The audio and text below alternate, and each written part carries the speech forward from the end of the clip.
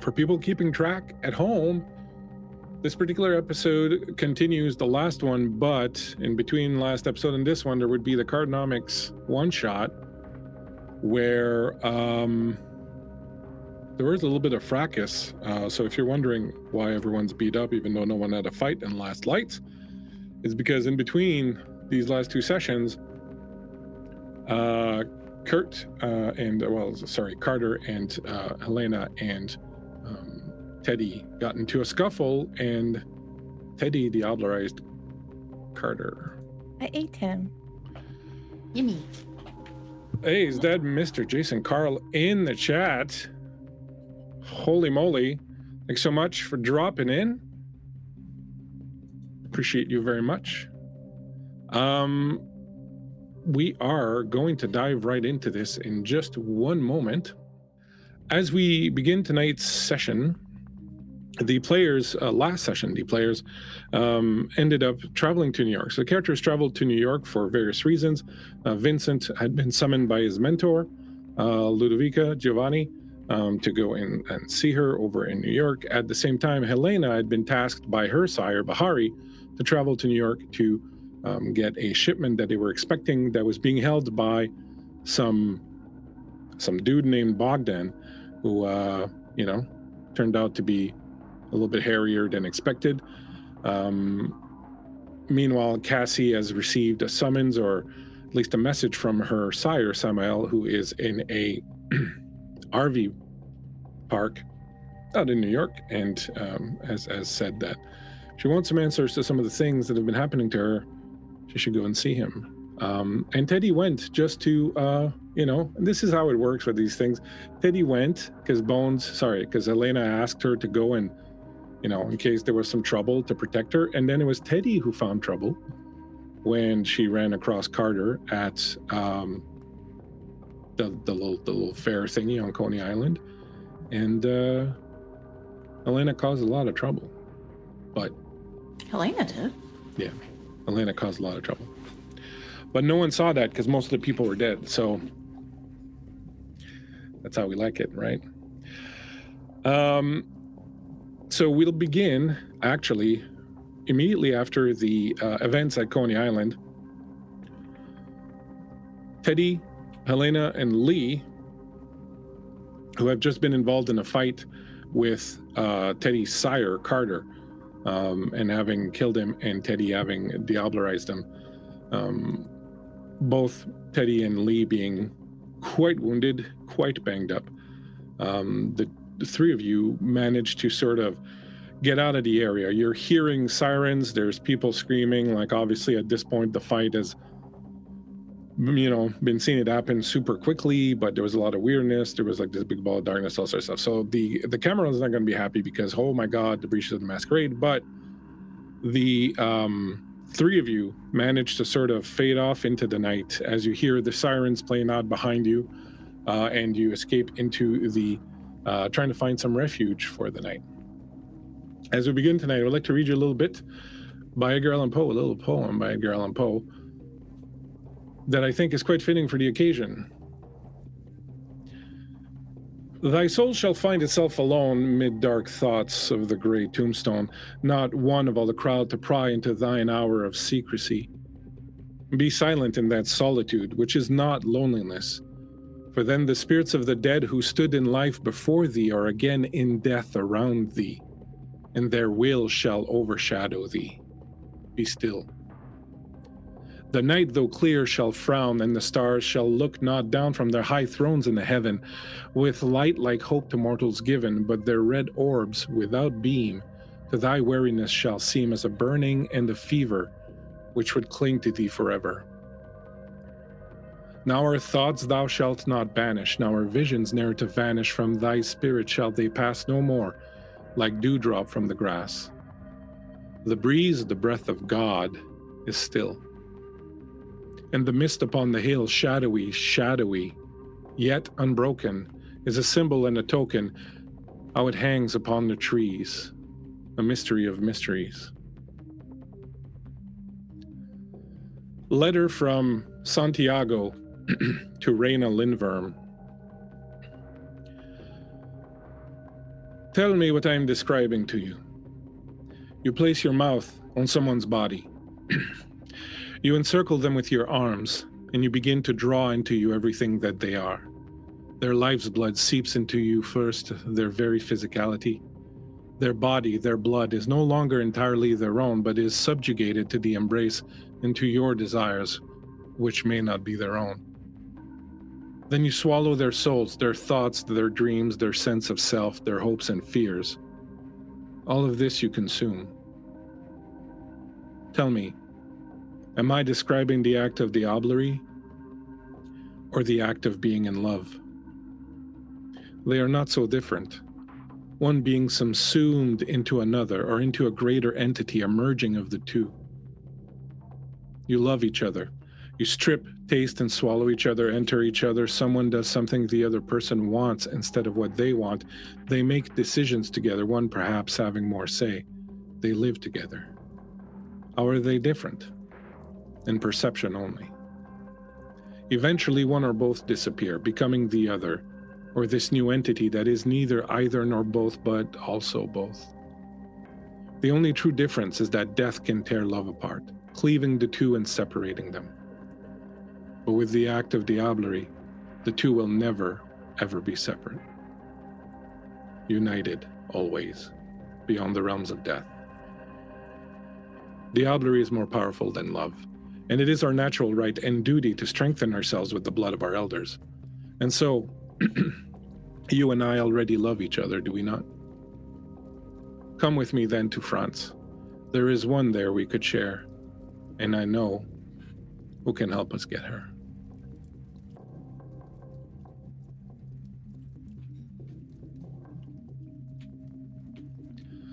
The three of you stumble through back alleys, trying to find access to a building or a place where you can hole up.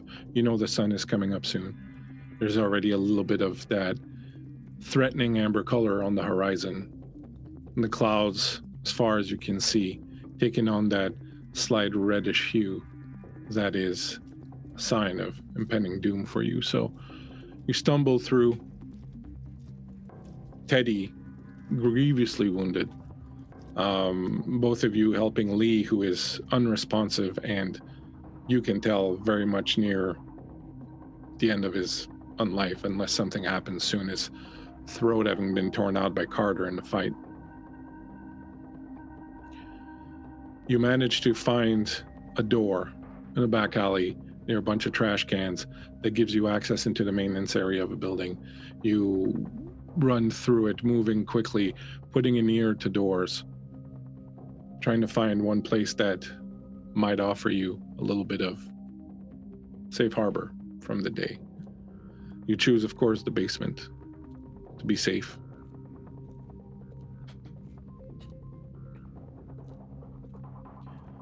There are a number of doors to choose from. At some point, it doesn't really matter which one you end up choosing.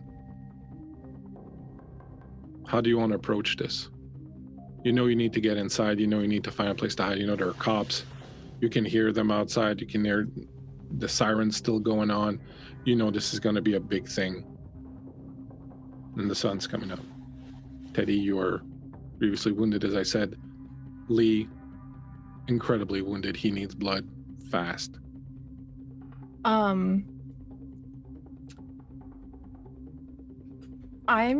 going to bust through a nearby door. Would I be able to like differentiate what building maybe has a basement and what doesn't? Yeah, I'm definitely looking for something with a basement, preferably something that I don't necessarily hear anything on the other side of that door initially. Give me just a quick perception with alertness, and you do have acute senses, so you will get to reduce your target by 2, so we'll say that your target is 5. Don't forget to subtract dice based on your wounds.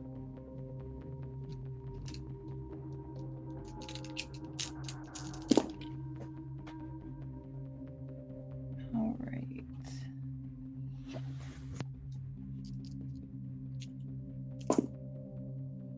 So that is 2 successes. All right, so you find your way into the lower part of a building. It's very quiet, and it's kind of a more low-rent neighborhood a little bit.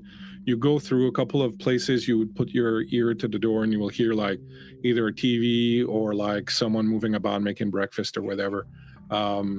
You eventually get to one where you don't hear anything on the other side of the door. It doesn't mean it's empty, but there's no one right now, at least sort of moving about and making noise. And thank you so much, Kentucky Fried Creature, for the donation of bits, so everyone gets a night move from Creature. What do you want to do? You want to try to open the door? You want to kick it out? How do you want to proceed? I'm not going to be that asshole. I'm just going to try to open the door. We'll try the simple approach first. Is it locked? It is in fact locked. It's New York. The door is locked. Is there a window? No. You're in a basement apartment. You got just like a series of doors. Mm-hmm. Oh my God, Aaron, thank you so much for all those donations of subs. We appreciate you greatly. Aaron, who plays in our Monday Night Dark Ages game, and in fact is playing the ancestor of Vincent's character in this game. The connections, you're being made. Thank you so much, Aaron. Very lovely of you. So what do you want to do? I think Helena will look to Teddy. Can you kick it in? But make it quick. I can probably deal with whoever's inside. Yeah, Teddy's gonna try to bust down that door then if she can't open it.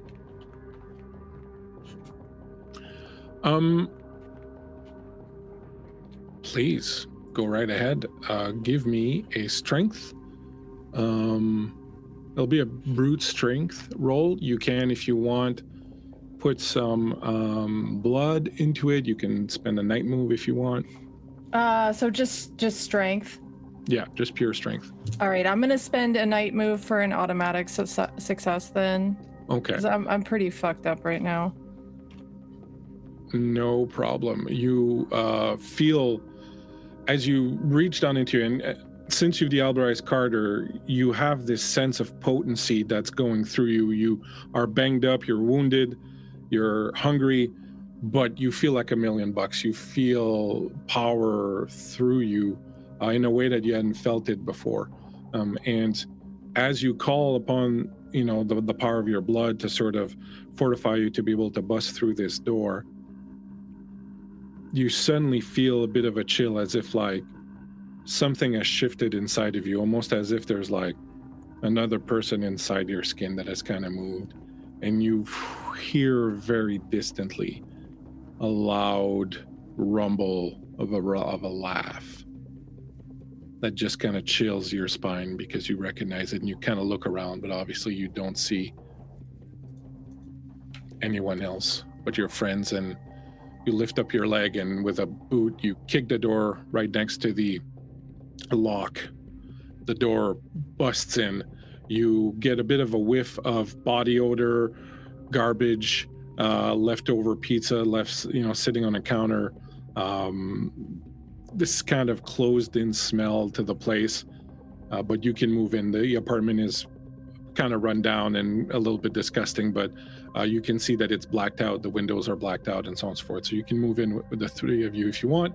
And as you do, give me both Helena and Teddy a perception and awareness check, alertness check, and you can use your acute sense. So your target will be 6 and you can be 4. Teddy, thank you so much all right, I saw some donations coming in. Andrew, thank you very much. Another night move for everybody from Andrew. And I think I also saw Varl. I got 2 Varl, successes. another night move. So thank you very much, Varl, for that. You got what? 2 successes? Mm-hmm. Okay. Is it 6, right? Yeah. As a 3 successes. As you kick in the door, the 3 of you stumble in, You holding Lee, you hear snoring coming from the other room, and then you hear a woman's voice. Wake up, babe! I think there's someone in the apartment, babe. Wake up! What are you talking about? I think someone is in the apartment. What would you like to do? Helena's gonna put a finger to Teddy, or to her lips, looking at Teddy, and sort of signal for her and Lee to sit there. And I think you see something malicious kind of come across Helena's face as she slips towards that where the voices are coming from. You move through into the apartment, and it's one of those apartments where you come in and you see like a little door to the bathroom here, and then it opens up into like a main living space. Over on the right, you can see like the kitchen counter and a bit of a kitchen table and things like that. And on the left, there's a mattress on the floor, and two figures are stirring on that mattress, a man and a woman. The place is, like I said, pretty disgusting, pretty dirty, pretty filthy. They're moving, both of them. It's dark in the room, so they don't really see. You can see that the man is kind of like pawing at the bedside table, trying to maybe reach the light or something, and the woman is sitting up in bed. I would like to go ahead and use my eyes of the serpent on her. You go ahead. You need to. I don't need a roll. You don't need to roll. You don't need to spend anything. Okay. Yeah, no roll required. So describe that for me. What does she see as you look at her with your eyes of the serpent? You see Helena's face sort of drawn, and it's very serious and cold and callous. And Helena blinks once, and then as her eyes open, it's two gold snake eyes looking back at her, unblinking. The woman sees you kind of a bit of a shadow, maybe. You have some light now coming in from the corridor where you opened the door. So she would see kind of your silhouette, but then your eyes kind of gleam at her from the shadows of your face, and her eyes kind of grow wide, and she stares at you, and her hand is kind of like trying to reach for the guy's shoulder, but she's just kind of sitting there swaying. Maintaining eye contact with her, I'm gonna go to the man. He's still kind of pawing around on the desk, and let me just do a roll for this poor fellow here. Teddy, what are you doing? You're just holding up Lee, or what do you want to do? No, I think Teddy has kind of set Lee down, and she's following in after Helena. So you've let Lee down. He's, kind of just folds in on himself. You move in. You will see as Helena is keeping her eye on the woman and moving forward. You see that the guy is producing a gun from the bedside drawer. He's like, "What the fuck is going on? Who the fuck are you guys?" And he opens it, and you can see the shape of a gun. What would you like to do? No. There's no need for that. Truly. That's what you do. He kind of turns around and he points the gun at you. Goes, "The fuck's going on? Get the fuck out of here!" And he starts getting out of bed. And he's this kind of like short but pretty wiry dude, a bald head, a bit of a goatee. He's got a chain around his neck. He's got the gun up. He's like, "Back the fuck up, bitch! What are you doing? Back up! I will fucking shoot you." Teddy's gonna come up and just say, "Shut the fuck up, dinner," and she's gonna run at him. Claws pull, and she's gonna go for his throat and try to rip it out. My God. I love that. Such violence. Go for Teddy's feeling it right now, you could say. Go for it. Make your strength and brawl roll. Yeah, spending a blood point for claws. Strength and brawl. Strength and brawl. What's my target? Your target is 6. All right, that is 2 successes, down to 1 because I rolled a 1. Okay. Are you going with the claws? Yeah. Your claws reach out and just score him through the throat. Let me see. I'm going to see if his gun goes off. I hope it doesn't. No, you're lucky. He drops the gun and reaches for his throat as blood is dripping. He kind of hits the ground. Like, what the fuck? What the fuck? He's not dead, but he's sort of bleeding. I would like you to do something, though. Because you're on the path of humanity, and this is a violation of that path, I would like you to make a conscience roll. Yeah. So what am I doing? Just rolling the 3 dice? Yeah. Okay. What's my target? Your target is going to be 8. Okay, so one of those is a crit. Okay. And then I got a 1. Whoops. All right. So I am going to say that it is not a botch, but it is a failure. So you're going to lose a point of humanity. As your claws sink through this guy, you feel suddenly like you didn't do this. Like there was something else inside of you. You hear Carter's laugh, his rumbling laugh. You, in a very disgusting manner, feel pride. He feels pride for what you've just done. And the second you've done it, the second you feel that sense of pride kind of coming from that place inside of you now, you kind of regret it immediately. So your humanity is going to drop by 1. You're not going to get the derangement because I'm not going to consider it a botch. But so you stand there and you look at your claws and you flash back immediately to that time you attacked Takamura.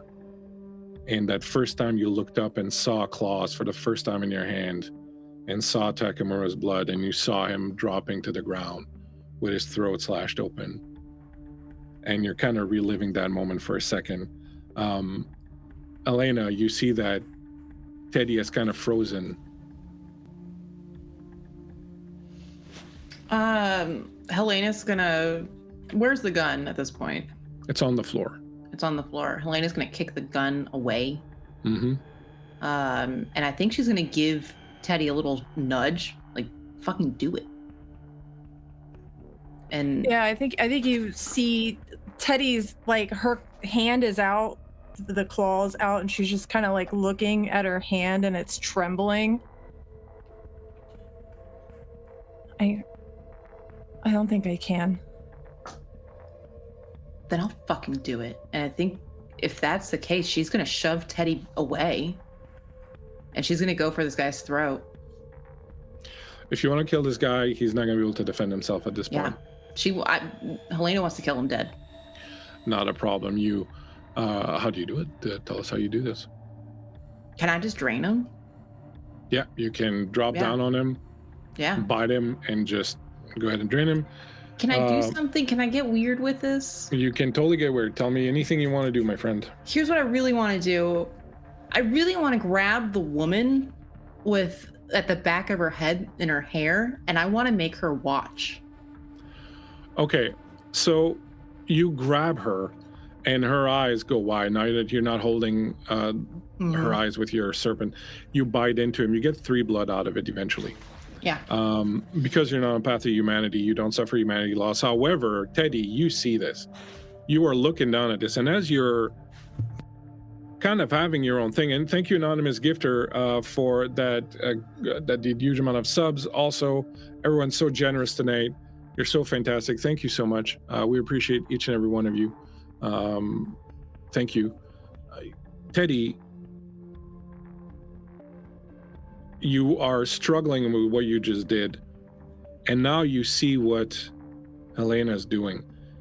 As you look at her, grab this woman and force her to look as she's draining her, you guess, boyfriend.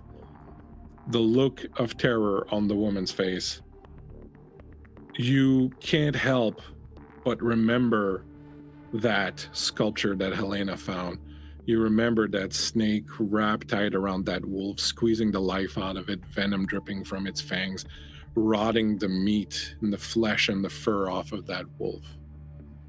And as you watch what Helena's doing, you feel like that wolf in the grip of that snake. You feel like parts of your soul, especially with Carter in there, laughing and yammering and screaming and just having a grand old time, you feel like parts of you are corrupting and turning to diseased skin and flaking off of you. What do you do? I'm not like frozen from things. I can move. No, right? no. Sorry, I said frozen earlier, but I just meant stop for a second. Yeah. Okay. So I feel like Teddy, given her farm background, putting an animal out of its misery is sometimes best. And watching Helena like move in to do this and make this woman watch, like Teddy knows that there's no option to let this woman live now. The only thing she can do is mercy kill her, and she is going to grab the gun on the ground and shoot the woman in the head like as quickly as she possibly can. And as the gunshot echoes throughout the room and the woman falls on her side, blood draining out of her eyes still open, staring at Helena, who is just feasting on the man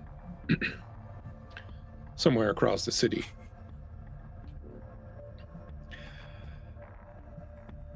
Vincent and Cassie, you've had your little discussion with Ludovica.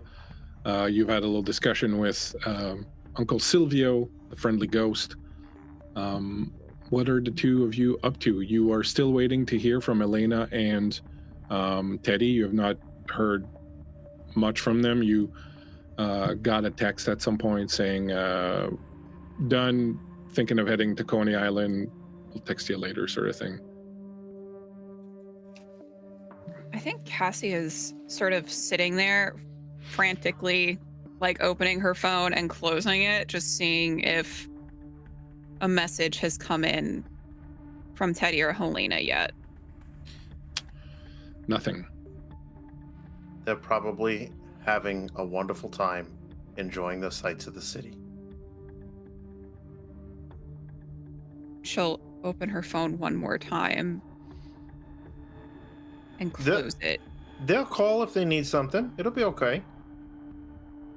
What if their phone died though? You know, like these smartphones these days, they got batteries that can last, a whole 3 hours before you got to recharge them. You're fine. It's a long time, I think, for a phone battery. It's a flat circle. Come on. I got somewhere I want to take you. Oh, okay. Cassie sort of perks up. She's like, oh, I'm going on an adventure. Yeah. Do you get a driver, or do you just ask for a car? I get a driver. You walk down, you walk outside the estate. You find the same driver you had earlier sitting by the car, chatting with one of the other drivers. They see you coming. He gets up, straightening his jacket. Take you somewhere, Mr. Giovanni. New York Central Cemetery. Right you are. He goes over, opens the door for Cassie. Cassie awkwardly shuffles in. You'll get used to it. Closes the door. Hey, Vancouver by night. Thanks for dropping in, man. You get in. He starts driving. Would you like the music, or what would you like to hear, miss? You got any, 90s punk? I think we can hook you up. And he pushes the buttons on his Sirius XM, and he finds a channel for some punk music. There's a channel. It's called 90s Punk. Obviously. That's a Sirius XM radio station for sure. Sirius starts to play or something. I don't know. Rancid, whatever. Music fills the car. The city outside flashes by, and Cassie, you live in Chicago. You've lived in Chicago your life. It's a big city. It's a beautiful city. It's one of the great cities in the world. But there's a very different feeling to being in New York. There's a reason why New York is, so celebrated and so well known. There is definitely a different kind of energy. Just even here, late at night like this, sitting in the car, driving through the streets, the bit of rain kind of falling down.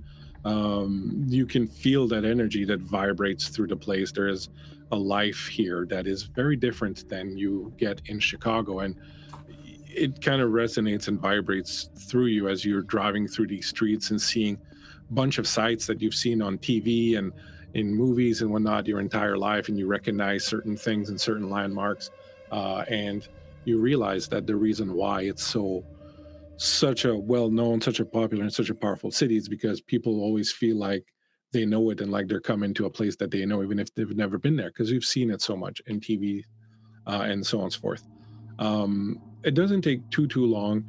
You eventually make your way to the cemetery itself, passing through the wrought iron grates.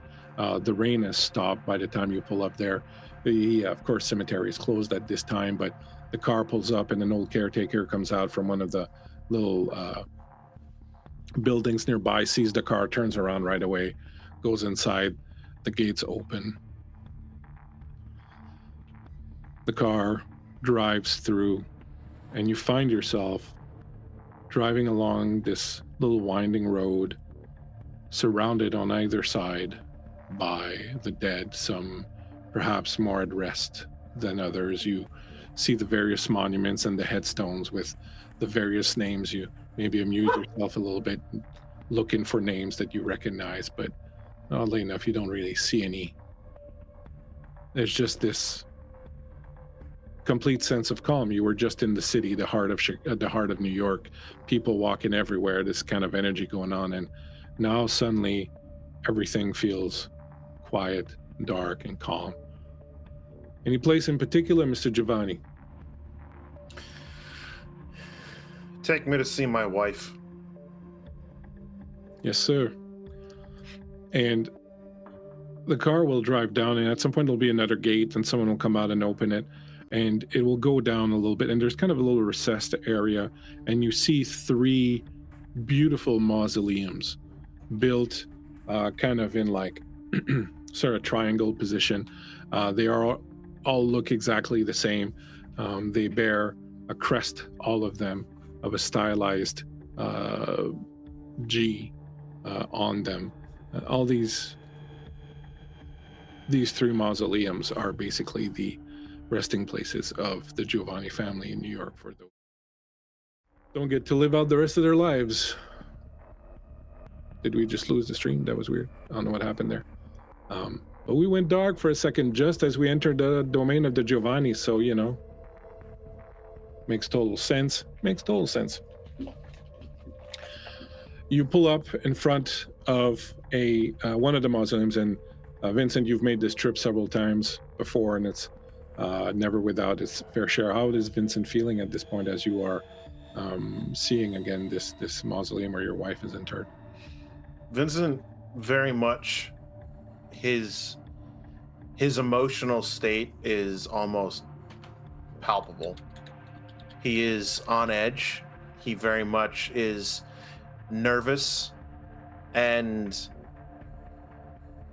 he's long since needed to breathe, but he is taking slow, deep breaths to try and calm himself as he looks to the mausoleum and then looks to Cassie. Well, we're here. How is Cassie feeling as you're driving through this place and knowing that you're going to see Vincent's wife? I think Cassie is eerily calm. I think that there's a familiarity that Cassie has with the dead at this point. And being in a cemetery, doesn't matter if it's in Chicago or New York. She almost feels at home. But I think that she's very in tune with Vincent's feelings and can probably sense his anxiety. And she's sort of gonna lace her like pinky finger with his as they drive. He opens the door and just kind of turns to her and steps out, grabs a small black bag down by the floorboard, and just says, "Come on, I want you to meet her." Okay. She'll follow after. You step onto this little cobblestone path and head towards one of the mausoleums. As you approach it, there's this strange figure that emerges from the shadows around it. It's an old bent man, and he's wearing a long coat, like an old sort of brown duster, and he's got these big sort of leather cut-off-toed boots, and he's got a top hat on. It looks old and weathered and made of leather also, and as he approaches, you can see that his skin is kind of old and weathered also, and he looks almost more like a corpse than a man. But he approaches, and from his belt, he pulls out this big keychain, a big key ring with a bunch of keys on them. They're all kind of old and rusted and all that. And as he was, good evening, young Giovanni. It's been a while since we've seen you here. Might be the last time. Oh, no, you'll make at least one more trip. Maybe, but not if I play my cards right. Oh, everybody thinks that, but, you know, they all end up here under Thaddeus's care one way or another, and I promise you, young man, when it is your turn, I will make you a nice, dry, comfortable place to keep you safe. Don't you worry. Hello, young missy. My name is Thaddeus.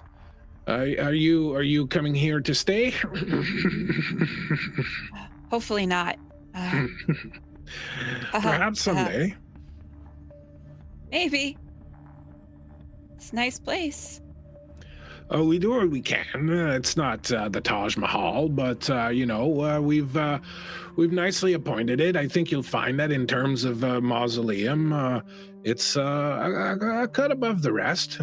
There could be a worse place for you to spend the final days of your life. And Probably the bottom of the Hudson River. Yeah, it's just definitely a step up from that. Mm-hmm. I Maybe would 3. venture, yes, I would say so. Yeah. Well, come on then. Times are wasted. The dead wait for no one. And he goes over and he is he shuffling, trying to find the key. Like there girl from Ipanema goes walking out. And he finally selects one key, slides it in, unlocks, opens the door. There you go. Now you should know that as by my watch, and he pulls out this old watch on a gold chain. You have about 2 hours before the sun comes up, so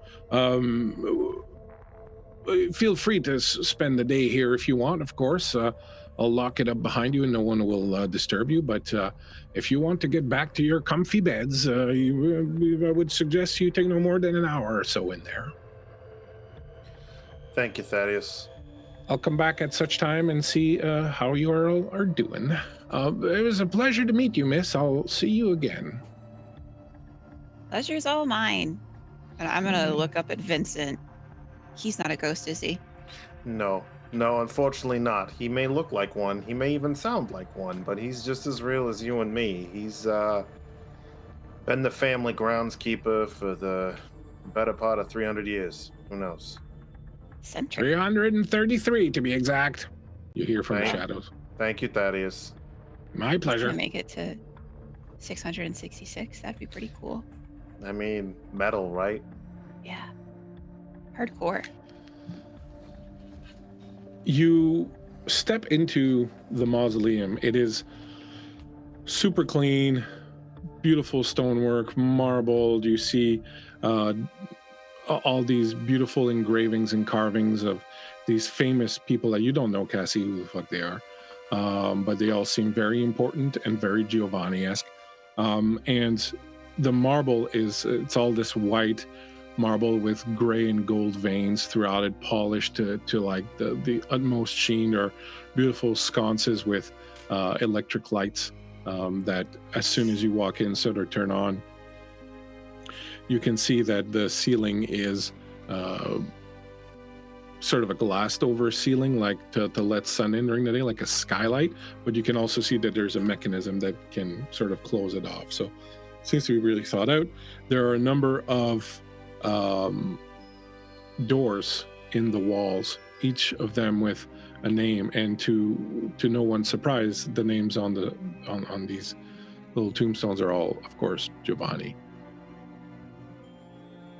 Vincent will lead you to the end of this particular Sir Mausoleum, there's a door. You'll open it, and you'll see stairway that goes down, and the two of you will make your way down. And in the basement, it's a lot more like what you would expect a Giovanni tomb to be. It's a lot more catacomby. It's an older place, and you can see that the three mausoleums are linked together down in one central chamber at the bottom. And around here are what you would expect to be the luminaries, I guess, of the clan, or people of some importance. Took a lot of effort and a lot of money to get her here. Just because you got the name doesn't mean you get to stay here. So she's very important to me, and you're very important to me, which makes this about the most stressful thing I've ever done. And he walks over to where you see this sarcophagus of a woman's form atop it with that draped sheet appearance over it. And he sets a mirror down, this intricate hand mirror like you'd see from a Victorian era. And he sets it slightly cockeyed down at her feet. And he just looks into it. I'm home. For what it's worth. I don't know if you feel like talking tonight, but I'm sorry I've been gone for a while. Things have happened. And, well, there's someone I want you to meet. Someone special. So if you have it in you, I'm not going to pull you. But hopefully, you'll come say hello. And he just lights one of the candles in front of him and sets it next to the mirror and just waits, staring into the mirror. You wait for a moment. You hear nothing. Silence permeates the entire tomb. And then, Cassie, you feel something brush against your cheek. And you see your hair kind of lift up a little bit. And you suddenly feel this presence that's moving between you and Vincent. You feel as if you're being observed. You feel as if someone's looking you up and down. And then in the mirror, you see movement. However, meanwhile, across the city,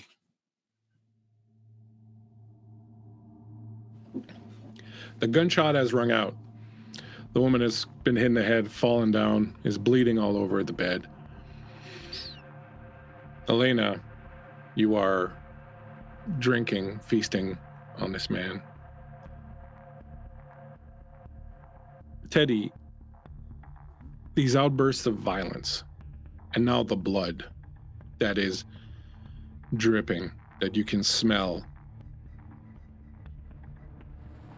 You feel that presence inside of you kind of stir, and again, that kind of feeling of contentment of, yes, that gif of Jack Nicholson going. That's exactly what you're getting from Carter. You smell the blood, and for the first time in your life, imagine Creep waking up in the morning, really needing a cup of coffee, and someone's made you the weakest, most diluted possible Folgers crystal fucking freeze-dried cup of coffee. And that's what you smell. And as that blood, the smell of that blood hits you, that first moment you're like, oh yes, that smell of what the fuck is that? It feels weak, it feels empty, it feels diluted, it feels unappealing. There's all this blood now everywhere. The woman is bleeding, the man's bleeding, the bed is covered in it, soaked. And you're almost turned off by it. You remember the taste of Carter's blood, the taste of your elder. and this just seems like swill next to it. What do? You finished, Helena, drinking the blood from the man. Both of you stand there. The gunshot has just rung out. What do you do? I'm not like craving this blood then. No, it's really like, like you'd look at a cup of coffee like that. Like, if that's the only thing around, I'll drink it, I guess. But I think I'm not what gonna she take any pleasure from does it. is she's going to reach down and grab the woman's wrist, and she's going to drag her to Lee and press a thumb, one of those nails, into her wrist and try to break the skin and bleed her enough to press it against Lee's mouth to try and get him to drink something, or to even just get blood on his tongue. Do you realize, because her heart has stopped beating now, you kind of have to lift her up so that the gravity does the job of. So there's this really awkward thing where you're kind of holding her up and trying to press. And Lee's kind of been out of it for a while, but as the blood starts to trickle into his mouth, you see his tongue move, and you see its tongue kind of reach for it. And as you're kind of holding this woman up with her wrist to the thing to his mouth, he does not even have the strength to like reach up. He just sort of sits there and just kind of drinks it. And this takes a couple of moments for him to get much of it. You see some of the superficial wounds on his body start to heal. Helena, what are you doing? Is the guy that I was drinking from, he's gone? He's gone. Left, So you really. got 3 blood points out of him. Yep. I think Helena will sort of like rear back and like sort of toss this guy to the ground and sort of go into the living room to watch Teddy from the doorway. She's not going in. She's imagined sort of backlit in darkness, and what you see is like she hasn't even bothered to clean herself up. There, like from this part of her mouth down is just covered in blood, and she is relishing in this moment. She feels good about not necessarily drinking. She wasn't that far off in blood points, but just to fucking kill somebody. She feels good about it, and you can tell. I think Teddy, as she's juggling this human being and trying to feed her dying friend, she's gonna say over her shoulder, very coldly, do you mind looking for a basement entry? I think Helena takes a beat. No, I don't mind at all for you, Teddy. And I think she's gonna go ahead and do that. Start moving through the apartment, looking for a place that leads down, I guess is what you're looking for. Teddy, you see that the blood has slowed down to a trickle. Lee's eyelids are fluttering a little bit as he's drinking that. Some of the superficial ones have started to close, but the big one, the one in his throat, is still there, and he still looks like he doesn't really have the power to get through that. But his eyelids are kind of fluttering, and he opens his eyes a bit and looks up at you, and he tries to talk, but his throat is too damaged. He can't say anything. I think Teddy's gonna take the time to take the woman's body back into the bedroom and lay her with the man. And then she's gonna shut the door behind her as she walks out, and she's gonna help Lee back up and start making her way to find the basement with Helena. She's not gonna say anything to Lee. You carry him over. You realize there's no basement, Helena. This is an apartment. There's no way to go down, but the bathroom would probably function. You could close the door. You could, block out whatever light would come through it. It would be the most sort of hidden place in the apartment. There's no access to an actual basement or anything like that. Is there a bathtub in the up in the bathroom? I think it's kind of disgusting, but it's there. Yeah. Helena will sort of poke her head around the corner. You can throw him in here, and she'll nod to the bathtub. Yeah, Teddy will set him down in the bathtub. You drop him down and his eyes open again, and he reaches up and he kind of grabs you by the shirt collar, and you can see that he's trying to talk. He's trying to say something, but blood just kind of bubbles out of the hole in his throat. That was just for you, Marion. That's gross. Would I know of any way that I can stop the bleeding from his throat?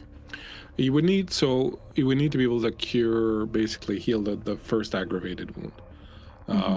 And he's currently not sitting on 5 blood points. So you would need a bit more blood to be able to have enough to heal the first aggravated wound and close off. I guess my second question would be, would I know if I didn't do that, would he die? Would I know if from how much blood? So I don't know. I'm gonna say that. Why don't you both go ahead? And I don't know if you'd ask Helena Deb. I'll have Helena make the roll anyways, just in case you ask her. But both go ahead and let's just see if what you know about this, because you haven't been vampires for that long. But go ahead and make me occult rolls. So you can make me intelligence and occult rolls. Your targets, I'm going to say, are 8s. Don't forget your penalties. Calculate your penalties.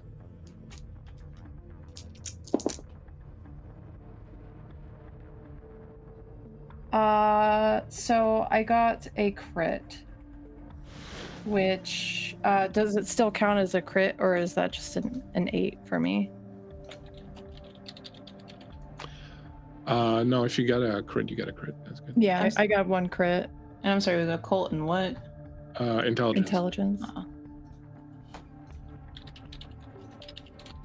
I don't think she would be asking Helena for anything right now. Are you sure? All right. Well, with the crit, so the thing is that it's very hard to kill vampires. You know that a lot of time what happens to a vampire when they suffer a lot of damage or something happens, they go in something that people refer to as torpor, which is some kind of deep coma-like sleep. So you get the feeling that as long as no more wounds are inflicted on him, he's probably going to slip into that. Now, the only problem with being in that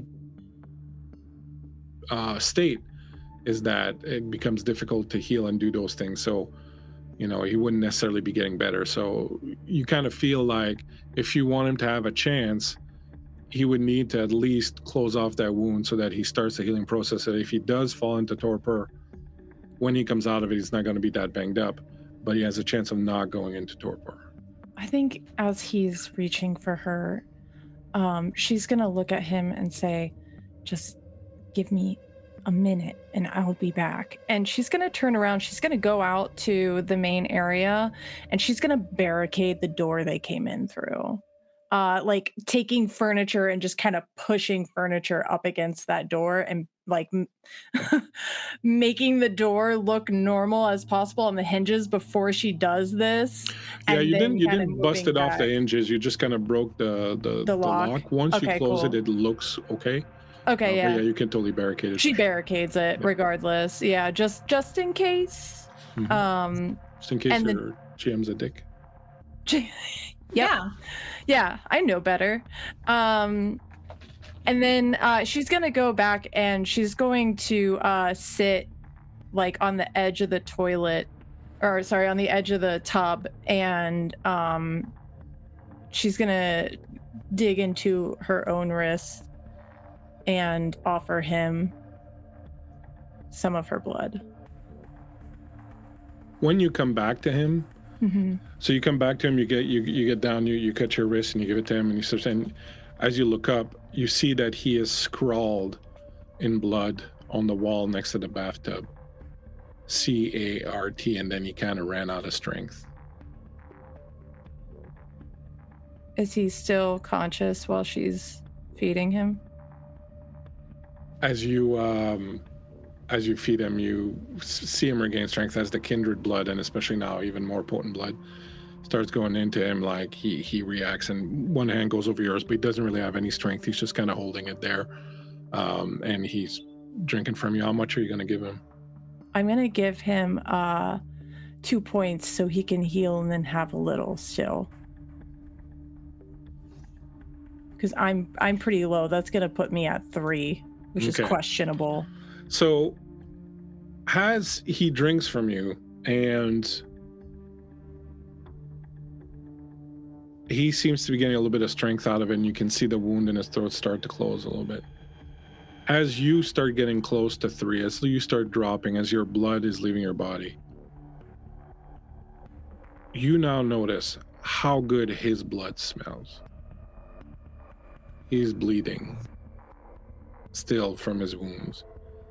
And as opposed to that freeze-dried taster's choice that was in the other room a moment ago,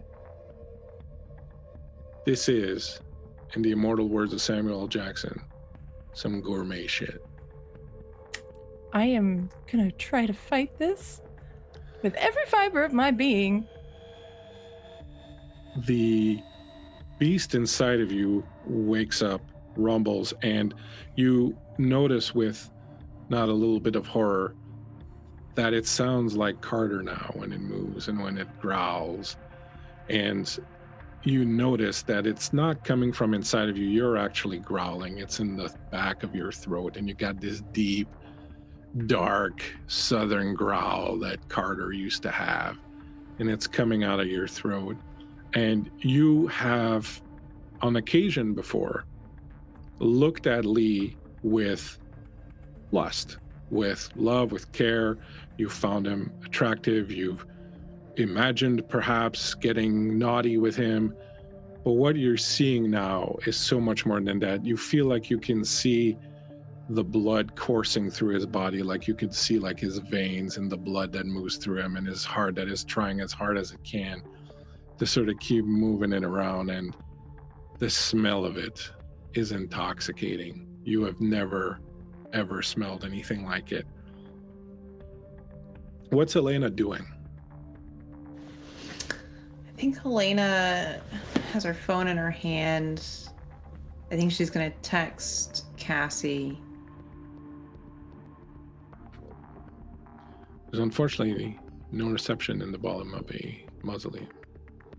That is unfortunate. All she's going to send, though, is, "We're okay. Shit went sideways, but we're okay." And as she's doing this, she's sort of watching Teddy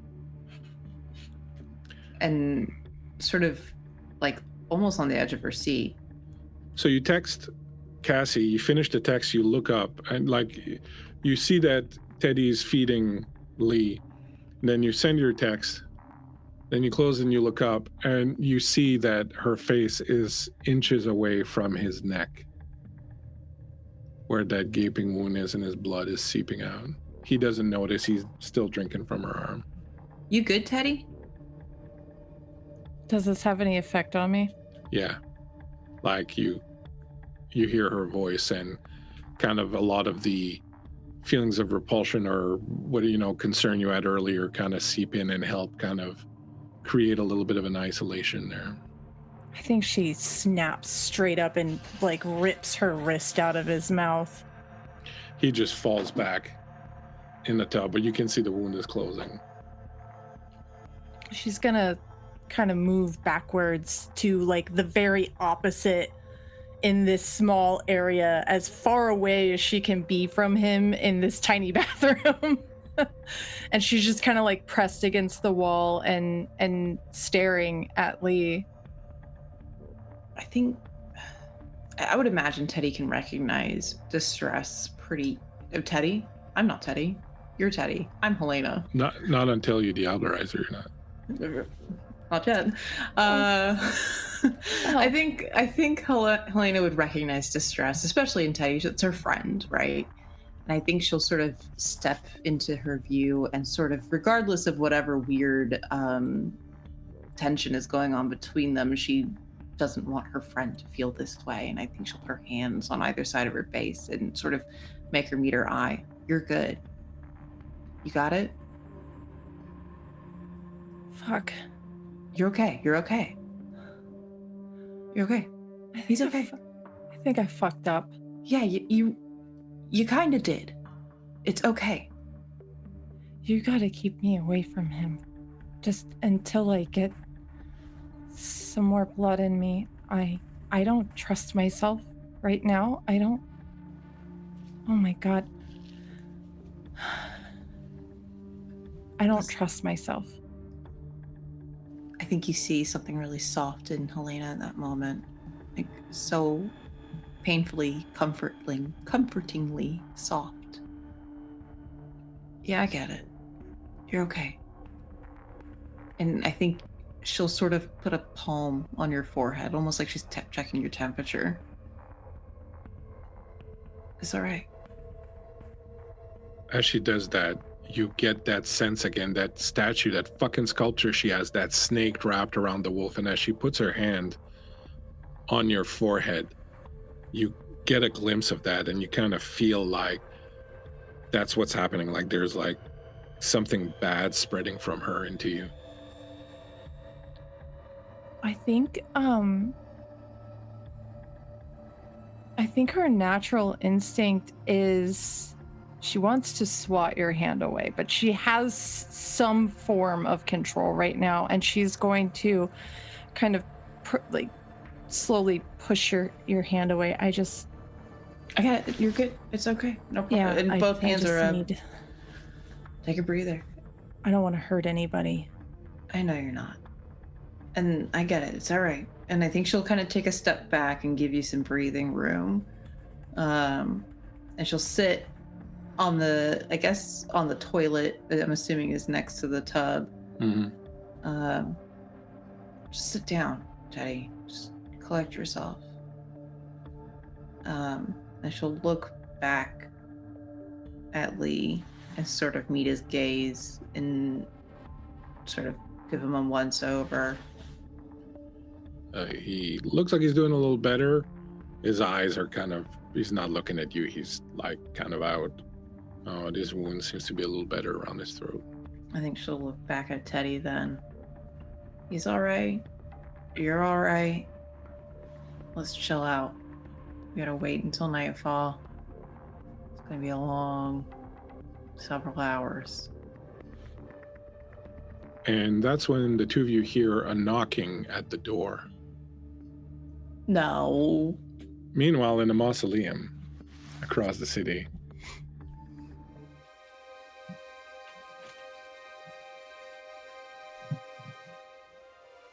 Cassie, you felt this presence come around you, envelop you, touch you, move past you.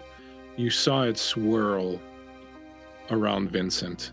You felt a strange sense of melancholy and love wash over you.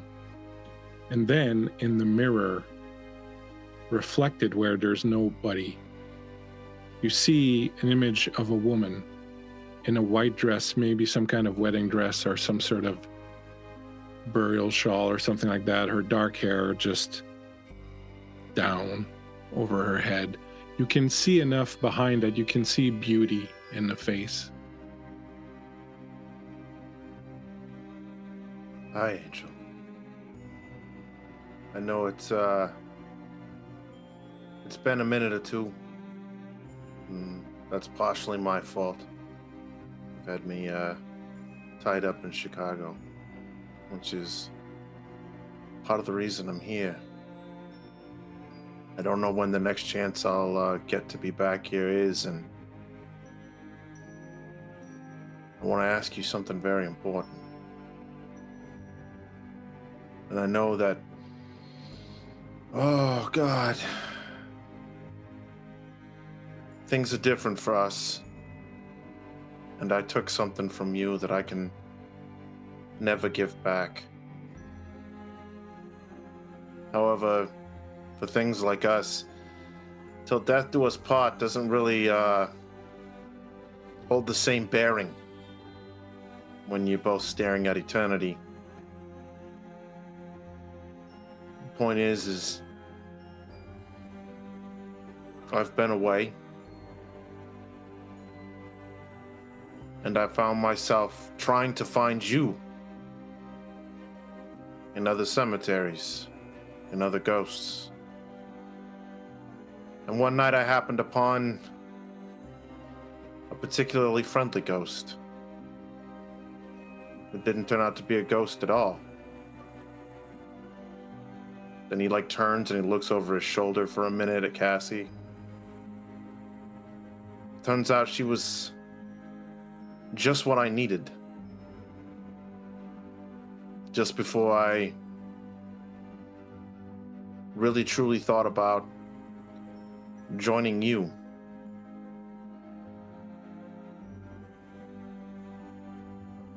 And she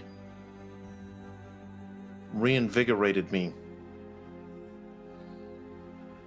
Made me want to continue on.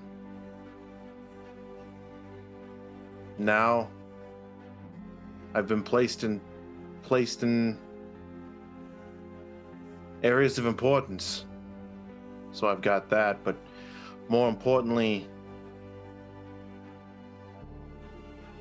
I can't fix what I did to you.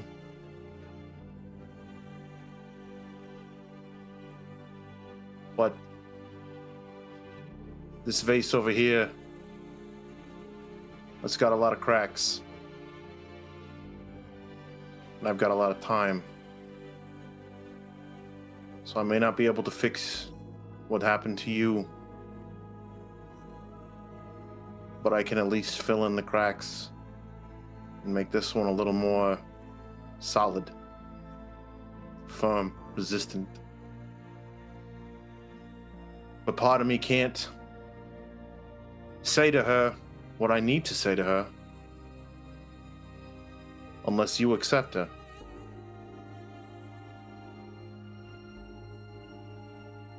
And I need to know that you accept her.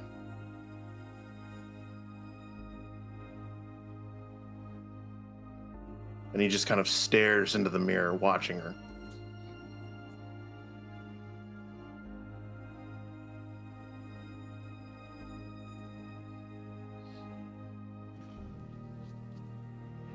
There's no sound that comes from the image. There's no voice. After a moment, again, Cassie, as you look at this figure in the mirror, you can see a beautiful face behind the hair, but it's almost as if she is shy of being seen, afraid of being seen by you. And at some point, a hand comes up in the mirror and sort of motions towards you, Cassie, for you to approach.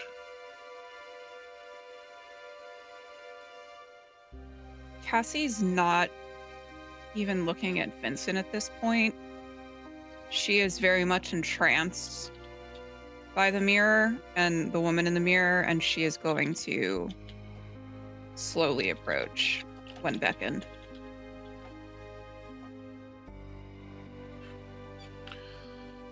When you approach the mirror, you're standing in front of her. You don't see your reflection in the mirror. The room behind her seems to be a different place.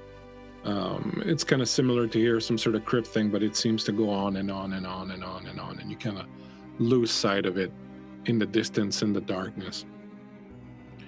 You have, for a long time, felt like you were haunted, there were ghosts around you, you could see ghosts, things of that nature, but as you stand in front of her, and with your experience with Sylvia earlier, you now truly understand what it's like to be in the presence of the ghost, and you realize that, as far as you can tell, all these people that have been around you, that you thought might have been ghosts, you can now tell the difference. You know they were not ghosts. You don't know what they are, but they were not ghosts. You can definitely feel a presence there across the mirror from you. And she raises up her fingers and places them like this, sort of on the mirror. Cassie instinctively reaches out to her. When you put your fingers over where hers are on her hand, you can feel her flesh, you can feel her skin touching yours. More than that, there's a realization that she can feel yours.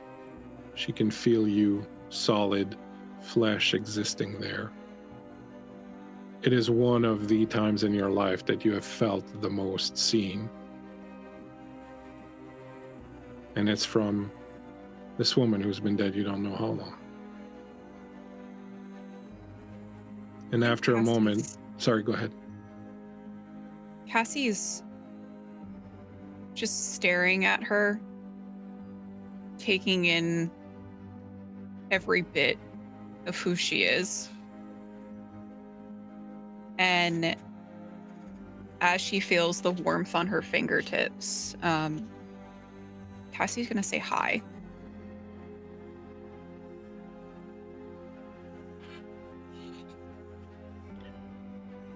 There's no sound, there's no response, but you feel a slight sense of mirth, but also a sense of acceptance. Her hand pulls away from yours. And as the two of you stand in front of each other in the mirror, she slowly starts to fade away.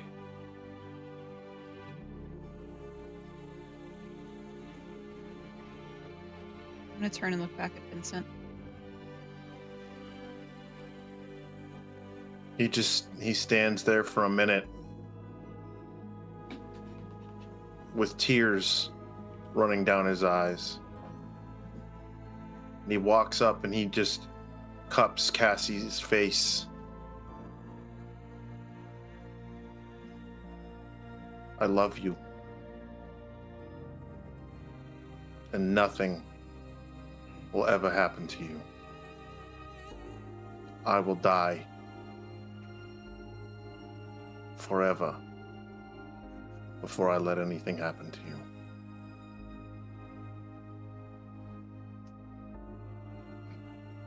Cassie looks up at you and she leans in and presses a kiss to your lips. I love you too.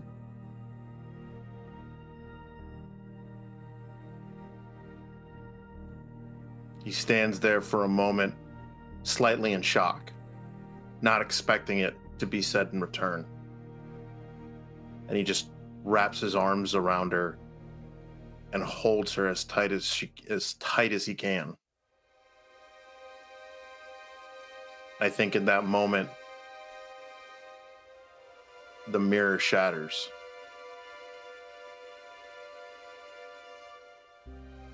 I guess I won't be needing that anymore.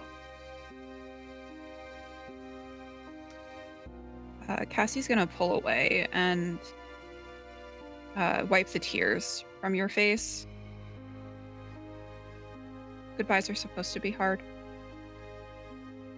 Yeah. Don't ever make me say goodbye to you. She smiles. And as this little moment of domestic bliss in a mausoleum, as you know, Giovanni's were wont to do, occurs, back at the apartment, there is a knock at the door, followed by what sounds like an old woman's voice. Jenna, are you okay? I heard like a some kind of bang in there. Is Notch on meth again? Jenna, are you all right? Answer me, Jenna. And the knock at the door again.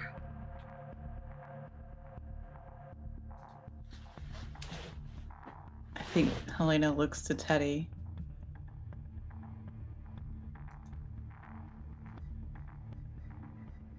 Do you got a good acting voice, by chance?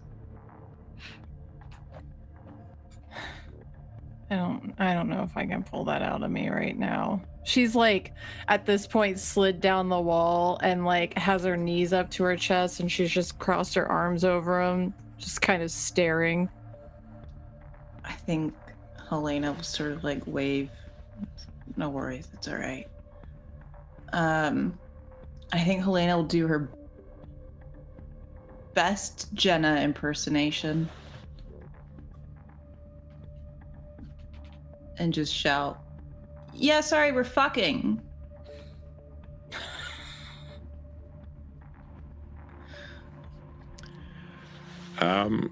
Go ahead and give me a manipulation plus performance roll. Okay. I would love to be able to do that for you. Now, she did hear a gunshot, so I'm going to give you a target of 7, but... Okay.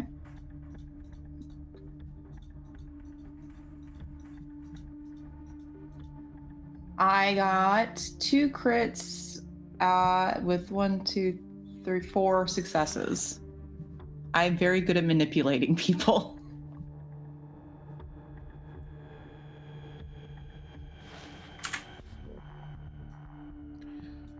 I wish my Robert was like that.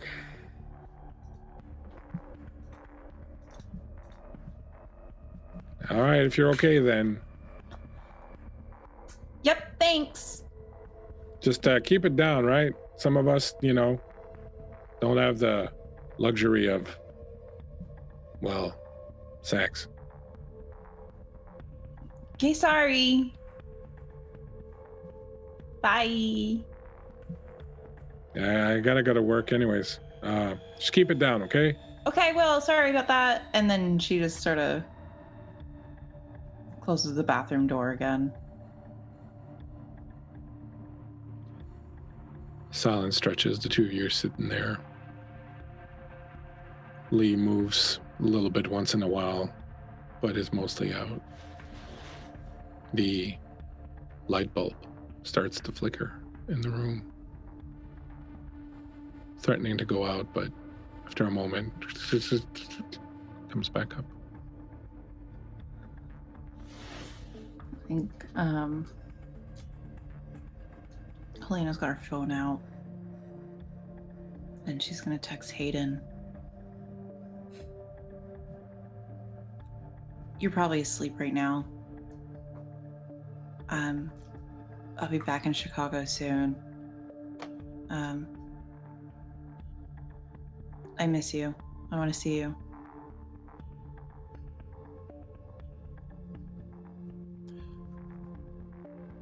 Cassie, as you emerge from the mausoleum, you get a couple of messages that come in from Helena. I'm just like, oh, Helena texted me, and I'm gonna open. Everything all right? What do the messages say? Shit went sideways. We're okay. She said shit went sideways. Is that the name of a ride at Coney Island? Nah, unfortunately not. No, it's not.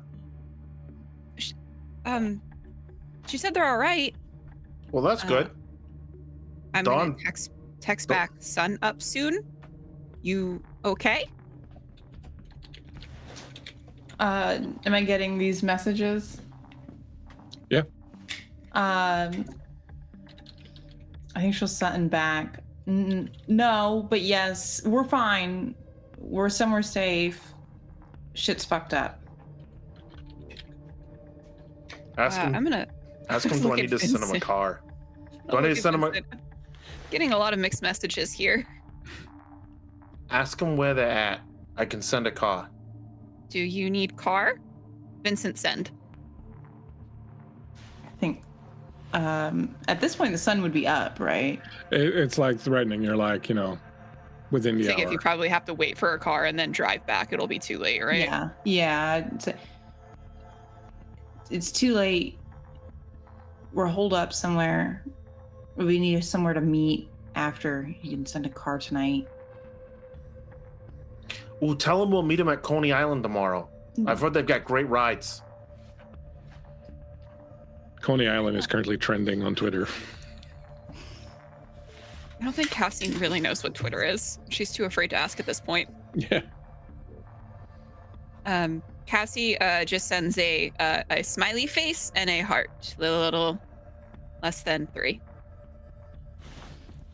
Helena sends back a little heart. Are you good? Yes.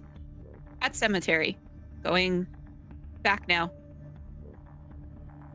Okay, be good. Okay. Love you. Mwah. Love you too. Mwah.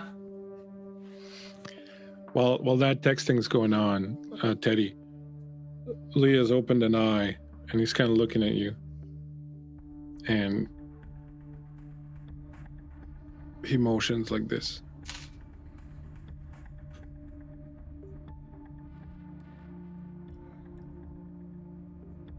I can't.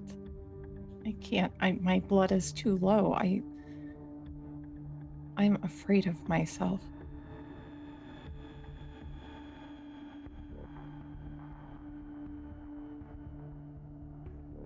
He nods. She kind of looks away and like to the ground.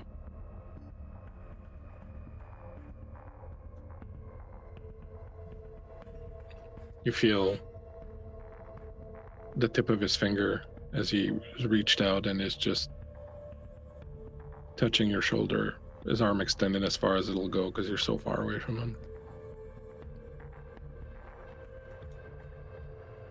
She's gonna glance back at him as he's still being pretty insistent about this. No, he's not trying to get you to come over at this point. He's just reaching for you.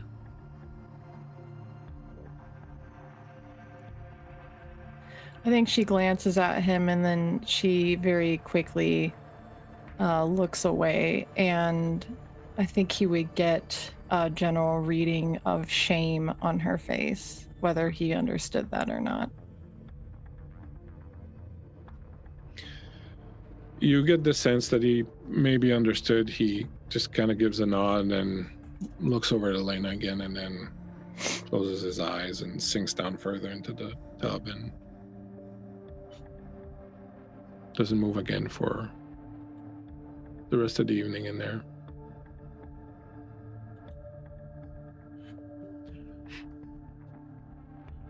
The sun comes up.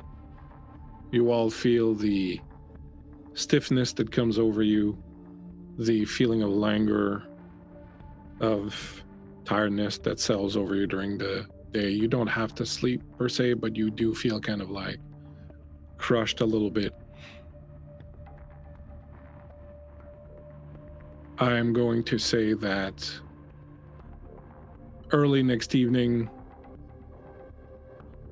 the lot of you will manage to make your way out of the apartment. By that point, Elias still needs support, but he's able to kind of hop along a little bit. Both of you have to erase 1 blood point to awaken. Everyone has to take off 1 blood point. Ooh, it's getting risky. Yeah, when you, Teddy, when you doze off and when you come to a little bit, you realize you can't be in the same room as Lee. It's too much. You go into the other room, you try and get a little bit of blood off of the 2 bodies, but that blood's not good either. It really doesn't do much. I'm going to say that when Vincent eventually gets around and sends a car, would you guys go, Vincent and Cassie, or would you just send a car? Oh no, he would most definitely go. Okay, so during the night, when you wake up, you see all this news about something happened last night at Coney Island. Some men got into a fight. There was a blackout. Some people described like some pretty heavy violence, probably gang activity, something of that nature. Vincent, you would recognize the work of, the Camarilla at hand kind of trying to cover this up. But you get the sense that like this one is going to be pretty big. So, you're going to want to get out of Dodge as soon as you can. You'll get a message from Helena at some point telling you sort of where they are. You'll pack some blood. She'll tell you they need it. You'll pack some blood, get into a car, and the 2 of you will drive out there to find them. At this point, Teddy, I would imagine you're kind of like staying as far away from them as you can. And Yeah, I think she would have removed the barricades from the door and like went outside and stood, got a little fresh air kind of situation. as you watch people walk by and you see people in the street and people in the windows, you feel like someone who is used to, you feel like someone who has had the best steak of their lives and is now seeing like, you know, those fucking 7-Eleven cheeseburgers just sitting in the heat rack in the fucking 7-Eleven for like 3 days on end. Like that's what it kind of feels like as you look at these humans now. In time, Vincent, Cassie, you'll pull up, you'll see Teddy waiting outside a building where you have been told basically to come. Helena, I'm going to come to you in a second to see what you're doing, but so you pull up, you see Teddy out there. She looks pretty banged up. Hey, yo. Cassie is out of the car and running towards Teddy. Hey. Not so fast. Yeah, you see like Teddy putting a hand up, trying to stop you from touching her. Are you okay? Yeah. Just I need a drink. Yeah, I got you. And he like Vincent sets like down the ground like one of those igloo coolers with wheels and like kicks it over towards her. Like, yeah, honey, we gotta keep back for just a minute. Just let it do a thing. Where's Lee? Where's Helena? She does one of these over her shoulder as she's like, all right, almost like animalistic, like crouching down and like opening this cooler. Hey, y'all got enough fucked up shit that happened last night. He throws her the keys. It's unlocked. Go eat. Do what you gotta do. Just the windows are tinted. People can't see you. You almost don't want to, but there's still a part of your brain that's smart enough, Teddy, to... Yeah, okay. Anybody else fucked up in there? Yeah, Lee. He's worse than me. What the fuck happened? Don't go to Coney Island, man. Yeah.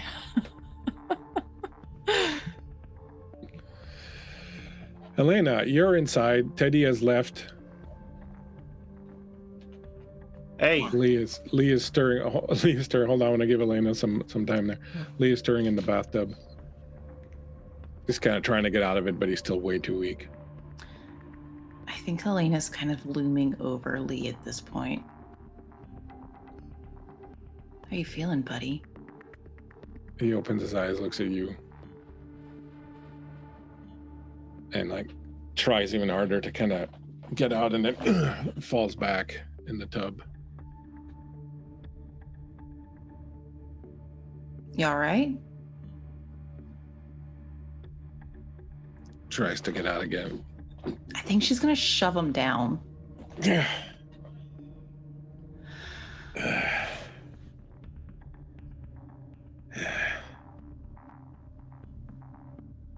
His fangs are coming out, and you can see that he's getting angry, but he has like zero strength. What did you see, Lee?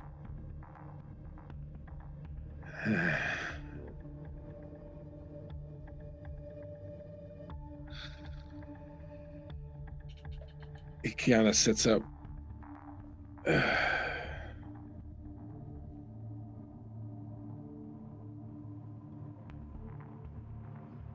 don't know, it's kind of hard to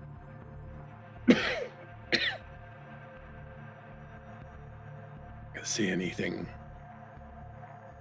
when your throat's been ripped out. Helena. That's so right. You're so smart. You didn't see shit. Right? And that little agreement that Hayden doesn't fucking obliterate you.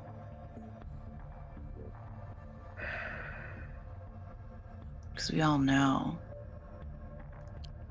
he could. You know that, right? None of your little Sabat friends are alive really anymore, right? Carter's gone. He can't fucking protect you. Kind of a shitty dad, sorry.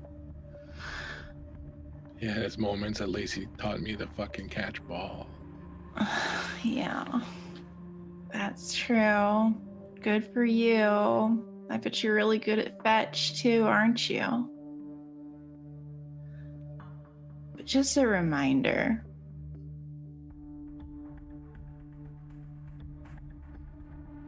It's Hayden who worships this ass. Okay?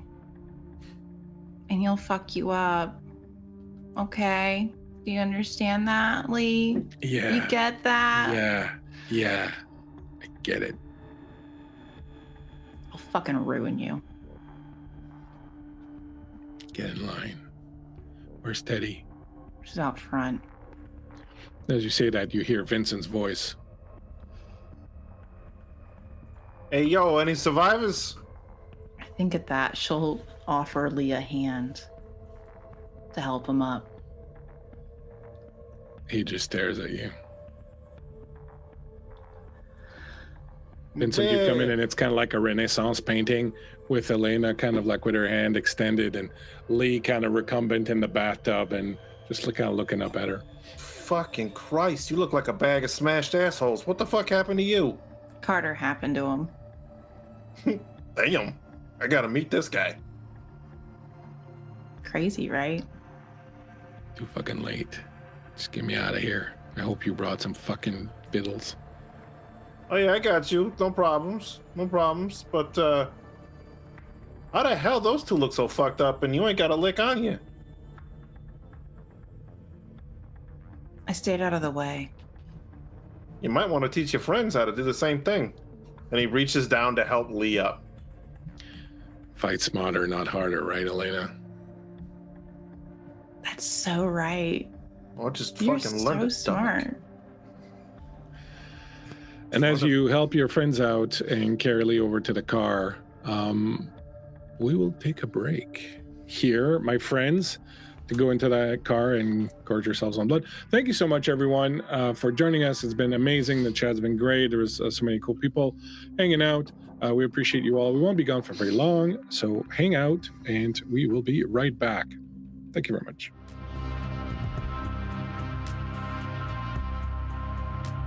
So, during the break, everyone got topped off on the blood. You went back to Giovanni headquarters. You deposited Lee in a soft bed. He's going to try to talk to you again. Teddy, are you going to approach him? He's not going to like super insist, but he's going to at some point, like when everyone's leaving, kind of reach out and try to grab you again. Yeah, now that she's like in her right mind and she feels like she has control over herself, she's drank some blood, she's got some blood poison, she's healed a little bit. Yeah, she's definitely going to talk to him. He's going to pull you close and he's going to say, you have to be careful.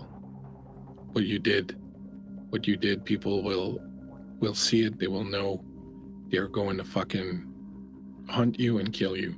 You have to be careful. Don't give anyone a fucking reason to look at you too closely. They're going to see it. I couldn't help myself. I couldn't stop it.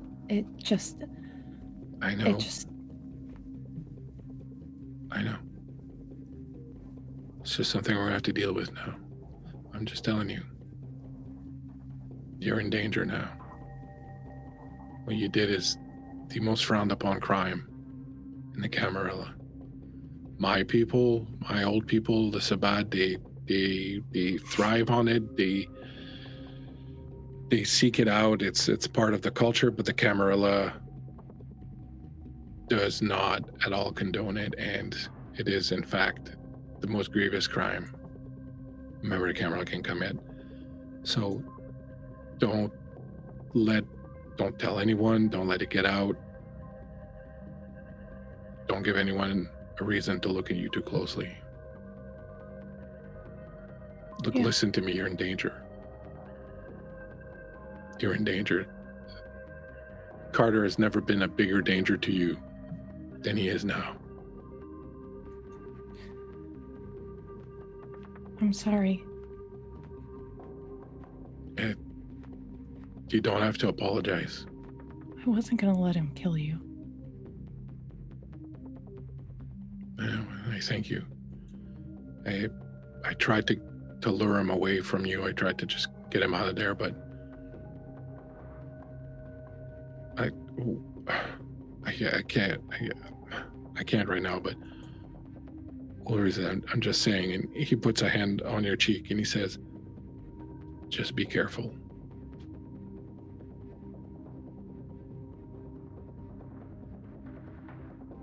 We had a pact that we were going to do it together.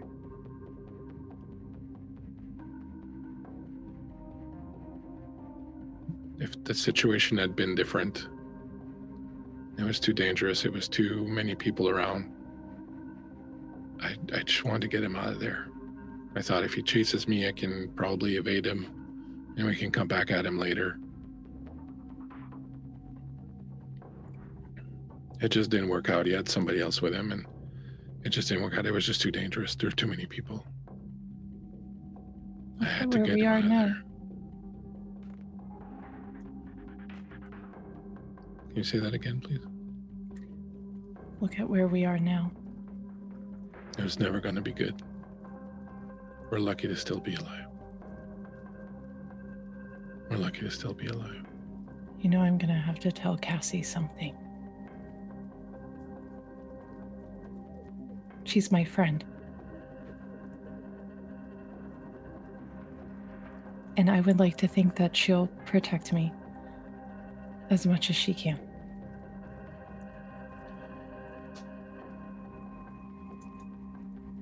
Be careful with Helena also. I saw something in her in that apartment. Something that scared me. What did you see? I just don't trust her. She's your friend maybe, and maybe you trust her and that's your decision to make, but I find her a little too opportunistic.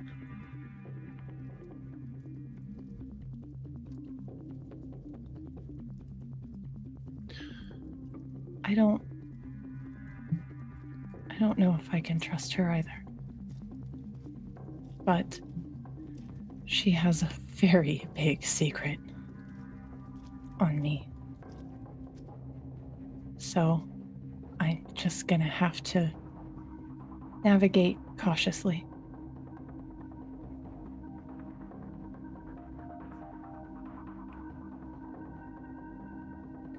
Well, I don't think she's a danger to you, not immediately. But she's a danger.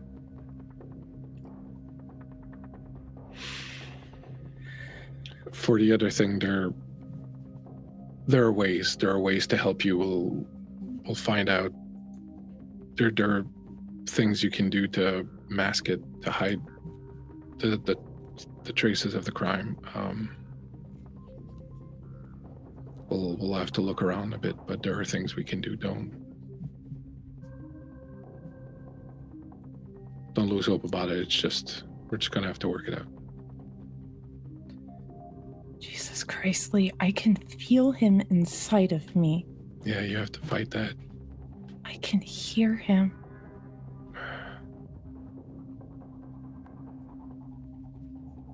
You have to fight that.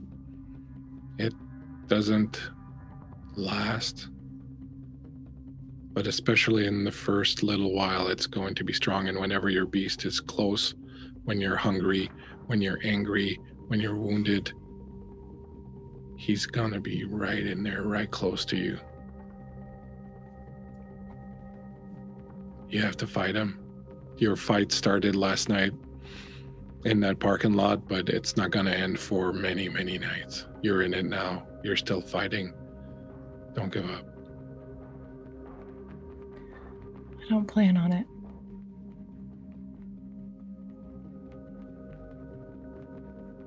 It's like those kids are raised by drunk, abusive fathers, tend to turn out into drunk, abusive fathers themselves, but some of those kids turn out okay. They can resist what's in the blood and make a better life for themselves. And that person that you are, who you are, I believe has the strength and the decency to do that.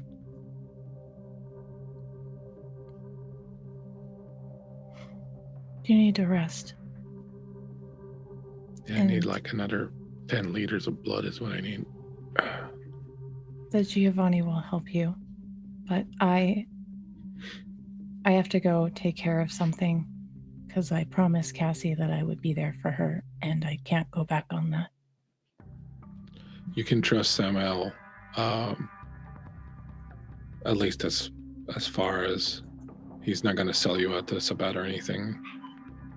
But, you know, he's crazy. So take whatever he says with a grain of salt. Yeah, well, people say that about Cassie too, but there's something really good inside of her. So if he's anything like her, then it's the kind of crazy I like. Just be wary. Head on a swivel. Thank you. No, thank you. You saved my life. I'd do it again. I know. She's gonna stand up and pace away from him and then kind of give him a glance back before she leaves the room. The four of you, does anyone want to do anything else before you take off?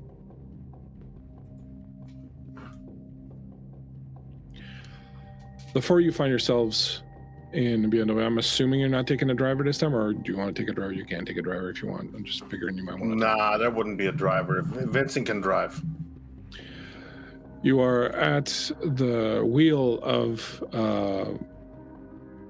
the vehicle driving into town. You're heading towards the Liberty RV park, which sits in the shadow of the Statue of Liberty. You know it's going to be a pretty public place, so you'll have to be a little careful about not doing anything too drastic. You have a few moments before you reach your destination, and you are all in the car for the first time, having kind of taken care of everything. What do you do? So, you gonna tell me about what happened last night, or what's up? I just ultimately want to know whether or not the house is gonna have a shitstorm on its hands. I don't know if anyone saw us, if that's what you're asking. Okay, that's good to know.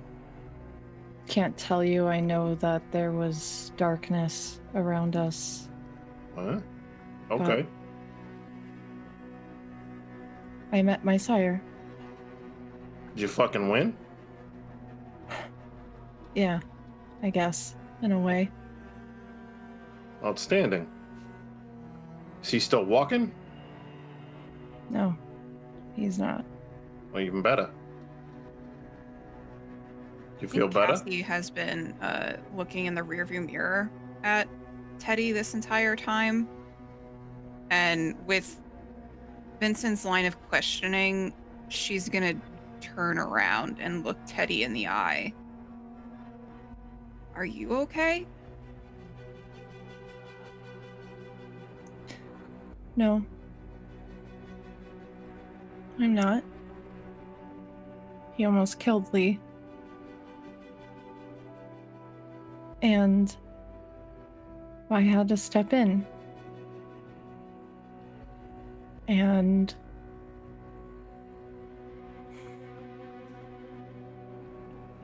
I couldn't stop. And her eyes kind of glance from Cassie's to Vincent's. Vincent's just like eyes on the road. Just, you know, sometimes you just got to do what you got to do. It ain't pretty, but sometimes when we meet our maker, we got to put an end to him. No. I couldn't stop. I think he stops the car for a moment, turns and looks at her.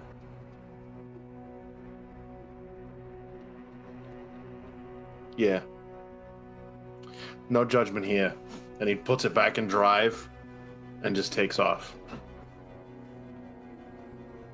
Cassie's gonna hold her hand out to Teddy. You can kind of see that it's very much a, if you want to take her hand, you can, but she's not going to feel offended in any way if you don't. She does. She gives it a squeeze. You had to do whatever you had to do. I'm sorry I pushed you away when you showed up, but I was scared of myself and I didn't want to hurt you. No. It's okay. I'm sure you were... It's a lot, right? It feels like a lot. I fucked up big this time, Cassie. Real big.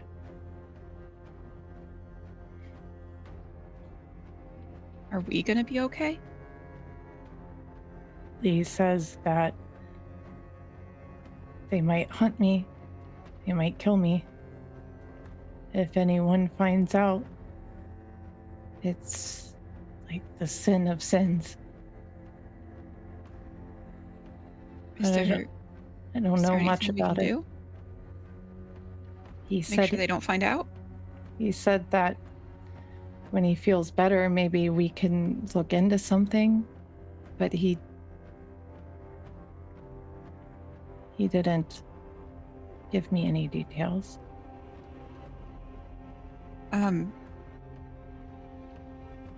There are ways to keep yourself hidden.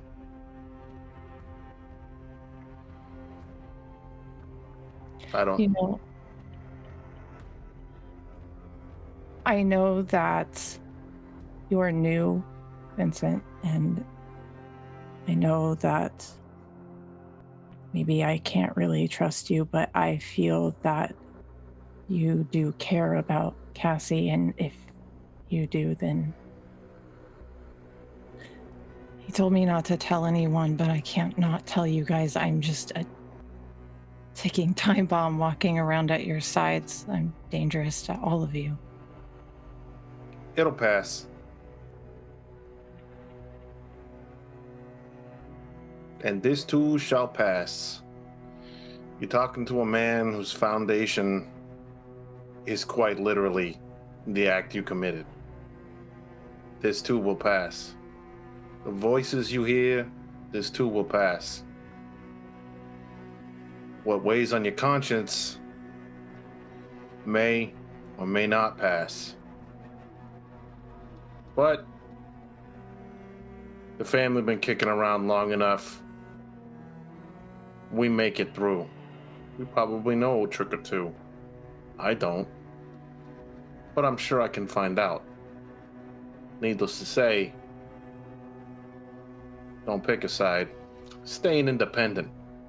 Waste management's where it's at. She locks eyes with Cassie again.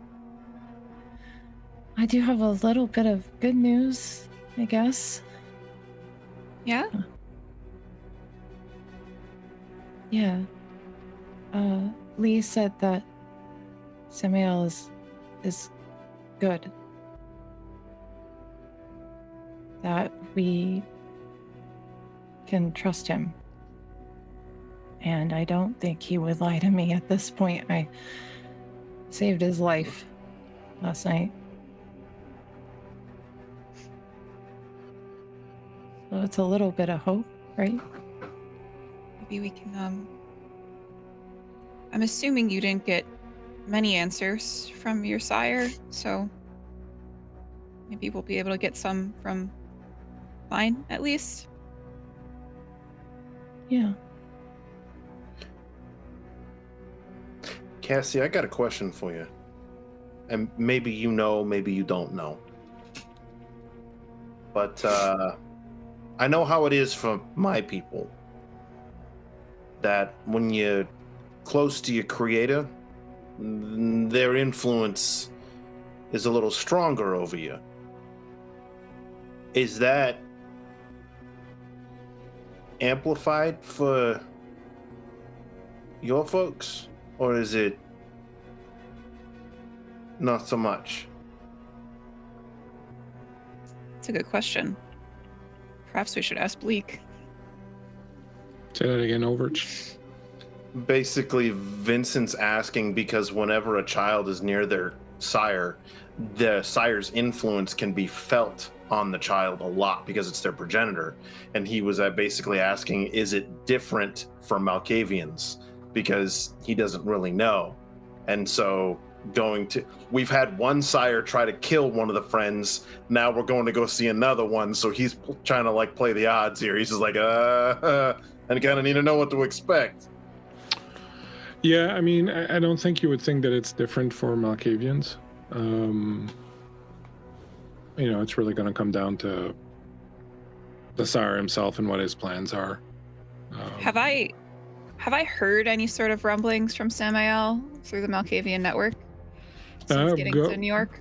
Go ahead, and since getting to New York, no, but look, I'll have you make a roll to see if you've ever gotten anything.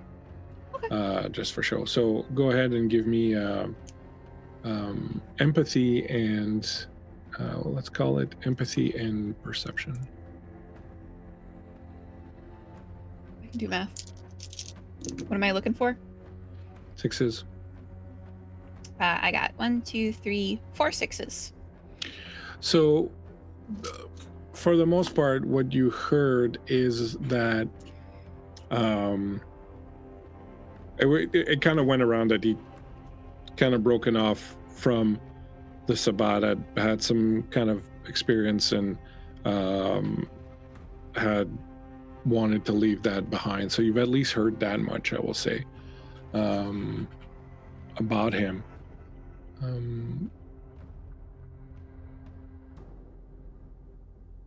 I think you would also know that he's kind of known as someone who believes or is shown or is thought of as having kind of oracular abilities, but also that he has long sort of talked about the fact that he felt that angels talked to him and he spoke a language called Enochian and he talked with angels, but that was kind of dismissed as being the Malkavian kind of thing. But there has not been any sort of rumbles about anything that would really set you on edge or make you afraid or whatever. Okay. Just want to say thank you to Stealthy Elf Production for the raid. Thanks so much, Raiders. Thank you for coming in. We're playing Vampire, and it is a show intended for a mature audience, so please keep that in mind as you decide to hang out with us or not, but we do hope you do. And thank you very much for coming in. We appreciate it. I think that Cassie...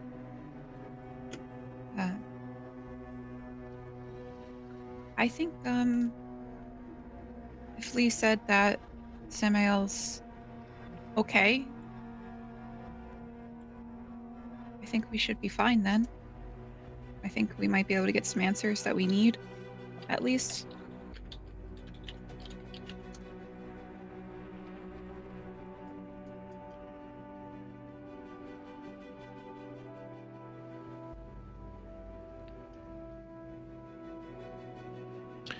Anything else as you were driving towards this fateful encounter?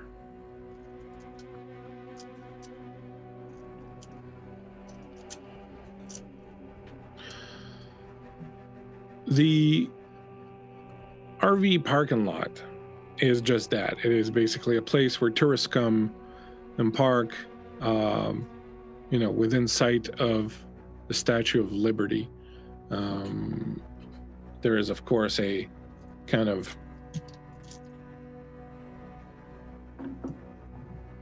I don't know what to call it, but there is a kind of poetic justice to it in some ways of this notion of what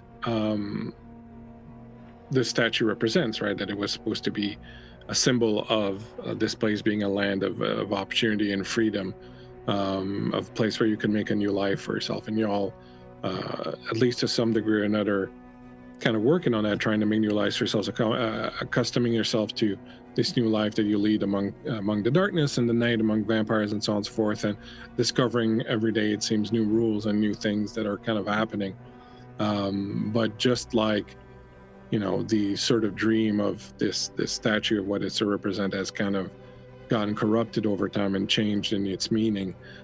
So too has the very notion of freedom, because as you sit here and think about the fact that you used to feel like you were slaves to your jobs or slaves to, you know, whatever, your commitments, things of that nature, you are now free of those things. But as you have changed and transformed and freed yourself from those kind of mortal concerns, it seems that there are even darker and stronger concerns that kind of come into chain you. And I think perhaps very keenly with the various bits and pieces that you've picked up about what's going on, I think you're kind of starting to put together this image of something bigger than you and kind of greater than you, and some kind of power play that's being played, and that you guys are kind of pawns in that. And then it kind of, again, you know, when does freedom come? When does liberty come? How can we be free of these things? And you find yourselves kind of feeling like a little trapped, perhaps, in the situation. And hopefully, meeting Samael will give you a few answers that you're looking for. You pull up to one particularly disheveled looking RV. There's a little wooden porch that's been built in front with a little awning. There are a bunch of dream catchers and things kind of hanging out around it. You can hear Bob Marley playing inside. There's an old satellite dish on top of the RV itself. There's a to perhaps Cassie's dismay, there is a often seen smiley face painted on the wheel cover of the spare tire on the back of the RV, of just the two lines with the kind of bloody smile. As you see this, it brings back a number of memories. There's something I want to say to Bones, but Bones is gone also. Oh, Bones is there. Sorry. Something I did want to say, Bones, that I forgot. Sorry, I'm just, because I just scrolled down now and saw it in my notes.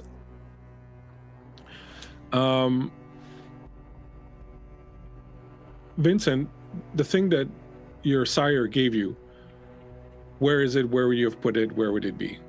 On my person. So, Bones, throughout the entire ride in the car, you started kind of, there's something that's kind of niggling at you. There's something that's kind of prodding at you. You feel like there's something around you, something in the air. That's kind of almost kind of like a smell on the air, or something that like speaks to you or speaks to your mind. And just as you're getting out of the car and you step out and you kind of brush past Vincent, you hear in your ear, "Daughter."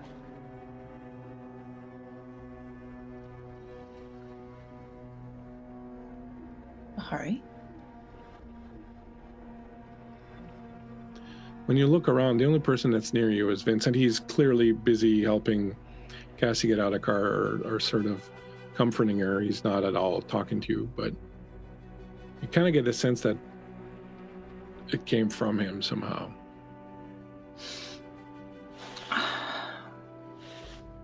Do I see him affected by this in any way? Does he seem to hear this? Nope. Can I pinpoint where exactly it came from? No. No. You kind of had your back to him and it kind of just came to your ear, and you turned around and it was him there and he was walking away. But it was clearly a female voice that spoke to you. Did it sound like Bahari? No. Who's this? Nothing comes.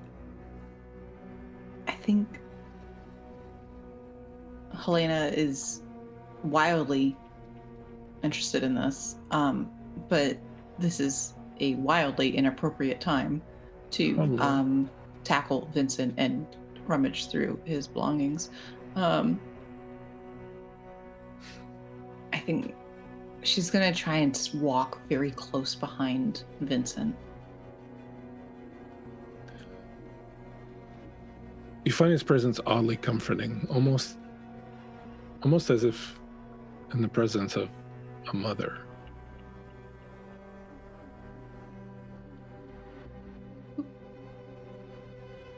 That's weird. I think Helena will sort of cling to that feeling. So a lot of you approach the RV.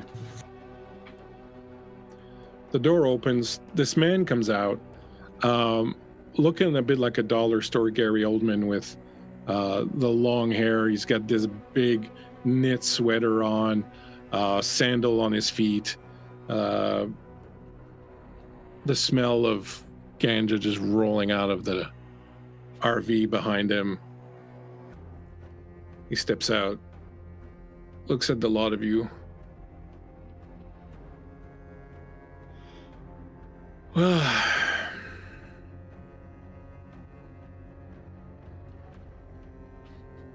Well, you're here. You might as well come in, I guess. And he turns around and goes back inside.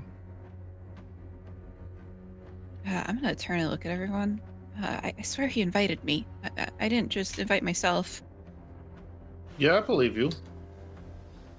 Is this, you need to go in by yourself, or do you want us all to come with you? They can all come in. Got room. Okay. Cassie's gonna look at everyone, and particularly Teddy. Given how the meeting of one of our sires went, I would say I'd like everyone to come in. Of course. As you walk into the cramped interior of the RV, he's busy sort of with his hand brushing crumbs and stuff off. There's this big brown old ass sofa that like looks like it's completely sunken on itself, that's like in a U shape at one end of the RV, and he's kind of cleaning crumbs and stuff off it. You can see the back of the sofa is entirely covered in these cheap teddy bear type things, you know, like the kind of things you get in claw machines out of, you know, in arcades and things. Like he's got like a whole bunch of them, and they're all kind of piled up on each other all around. He's got a table that is covered with ashtrays and bits and pieces of like you know, joints, and there's a couple of bongs. There's some empty balls of beer that are kind of rolling around on the floor, and some candles here and there throughout the place. There's incense burning in one corner of the room. As you walk in, all of you will notice this, but it will specifically strike Cassie.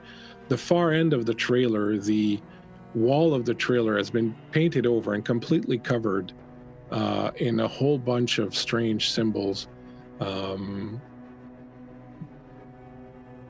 that seem to have been painted by hand, sort of over the thing. We'll see an image of it here in a second, as Miko is probably scrolling. There you go. You see this image painted, the entire far wall of the RV is painted this way. I think Cassie seeing the maze painted on it, she's gonna kind of quickly avert her eyes and look in the complete opposite direction as you see her sort of rubbing her palms on her jeans a little bit, sort of like an anxious motion. Hey, sit down. It's all right. It's cool. We're good. Come on, have a seat. It's all right. Couch's not gonna bite you. I told it not to. You're probably safe. Teddy walks over to the wall, and she's looking at that image of the wolf with the snake. Oh yeah, you like that? I did that a while back. I don't remember exactly when it was. It was before I left town. Oh yeah. maybe about like 3 weeks ago, 4 weeks ago, something like that. I don't remember. It was the night before Carter came over. Yeah, I don't quite know what it means. Like, I've been staring at it and I thought it meant something at first, but I'm not so sure anymore. I mean, it's kind of like, it's not like, I mean, I guess you could say that I'm in kind of my impressionistic period, maybe. But yeah, I don't really know what any of that means. Except this here, that's the apple cobbler recipe that my grandmother gave me. But I don't really make it anymore because I can't eat anymore. But so that I know what that is. That's the cobbler recipe. I mean, if you want to, feel free if you want to copy it down. If you're like a fan of cobbler or something like this, copy it down. It's all good, no worries. It's not a family secret or anything, So you can do that, but the rest of it, I don't really know. I don't really know what the fuck it all means. I mean, man, I just like, I get high a lot, and I'm a Malkavian, so it's like kind of like a double whammy, and then I just kind of fucking go crazy and do shit like that. Yeah. Wow. Do you see things when you draw these? Yeah, sometimes. It's hard to tell if they're like visions or dementations or visions from God or just the weed talking, like at some point it all kind of just, begins commingling. Yeah. I think Vincent walks over to Cassie and just kind of like gets in her eyesight. You good? Mm-hmm. Yeah. He, upon hearing the name Cassie, he turns on. Oh, hey, hi, Cassie. And he like,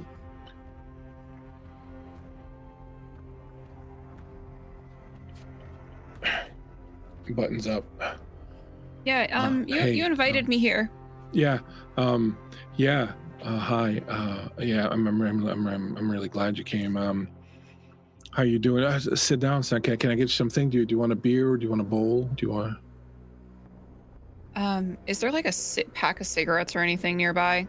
Oh yeah. I rolled my own over here, and he reaches over and he's got like a can of Mark 10s papers, and he opens it up and he's got like a bunch of rollies in there. Yeah, Cassie, without even like saying anything, is gonna grab a cigarette and light a cigarette and sit on the couch and probably take one of the little teddy bear plushies and sit it on her lap as she smokes.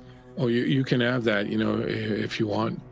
You can have that. I kind of became obsessed with them at some point. I was in the steakhouse in Florida, and I came out of the steakhouse, and there was this machine there with this claw, right? And I don't know what came over me. I just started playing, and it got to the point where I would get kind of obsessed on a specific one. I would put money in to move others to go get that one, and people would come out of the. Okay, anyways, it's not really important. But you can have that one if you like. Yeah. Is there a reason that you wanted to talk to me, or? I thought maybe you were probably wondering and having a lot of questions and stuff about things. And look, I just I'm getting out of here. I'm trying to get out of here, and I just thought before I got out of here, I might, since I kind of fucked up your life, I thought. Yeah, I mean, that's kind of an understatement, man. Yeah, I know. I've been called the king of understatement before. It's okay. I think it was kind of an ironic nickname, but I'm certainly happy to look. I'm sorry. I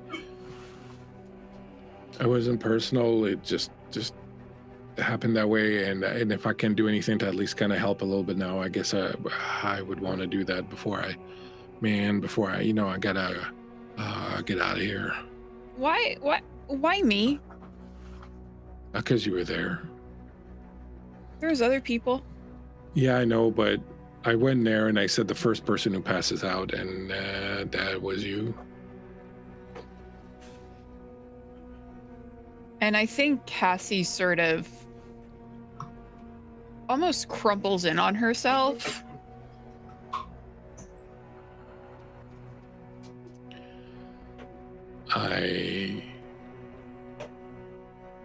really sorry.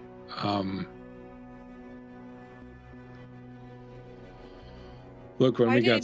did- yeah, what? Sorry. Go ahead. The Sabbat, they have this, what is it, the burial rites or something? We The weren't creation buried. rite. Why weren't we? Why? We were set aside. Why?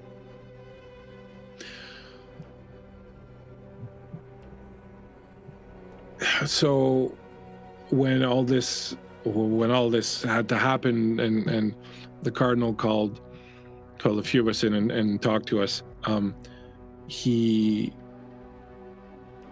needed, from what I understand, he needed to send something to someone, to one of ours, Professor Halling, who was in Chicago, and this was kind of the way you were like a Trojan horse, basically. The idea was that we would put in a vamp because we couldn't get into town. The Sabbat just can't get into Chicago. The scourge is too much on our ass for that. So the idea was to put in someone that wasn't Sabbat and that they would feel good about rescuing. And so we created a bunch of people because we also didn't want them to just be suspicious of the one person. So we made 4, but it was really always about you. Not so much you, but it was really about What did you put in me? I didn't put anything in you. I think it was Carter who did it. So look, this is gonna get weird. I think a really long time ago, the Cardinal Santiago, he became really obsessed with this thing that he calls the True Cross, and it's a piece of wood, and this piece of wood is supposed to come from the cross that Jesus Christ was crucified on, and he's been very obsessed with finding that thing, but he had it, but then if I remember correctly, some snake, a Sedite named Anath, took it from him, and he's been after it sort of ever since. All he had left were a few of these little shards that he had left, and he put one of those things in you so that Halling would recognize you, because Halling needed someone with our blood. Do you know, hold on, I have something. Do you know this person? And he goes around, he rummages around, and he moves things, and finally he's like, oh, here it is. And he pulls out a rolled piece of paper and he brings it to you. And when you unfurl it, it's a poster you've seen before. A yellow poster advertising a someone doing palm readings and things of that nature at the Chicago Fair. You recognize this poster. I haven't seen it before. The woman's name is Odette. You see an image of her on the poster. Yeah, I recognize her. She was in the middle of the maze. Yeah, she's dead, so she wasn't anywhere. Well, I saw her. She spoke to me. Yeah, so, right, so Odette was my great-grandsire. She had a child who I believe was a nun in France, and then that person had a child called Furtive, who was my sire, and she wasn't embraced Sabbat either, because Odette was in Sabbat, but Furtive got turned Sabbat before she made me, and now I made you, and our there's something weird about our bloodline. Everyone in our bloodline. Do you have vision sometimes? Do you see things? Do you hear voices? I thought that was just like a Malkavian thing, that we just see and hear things.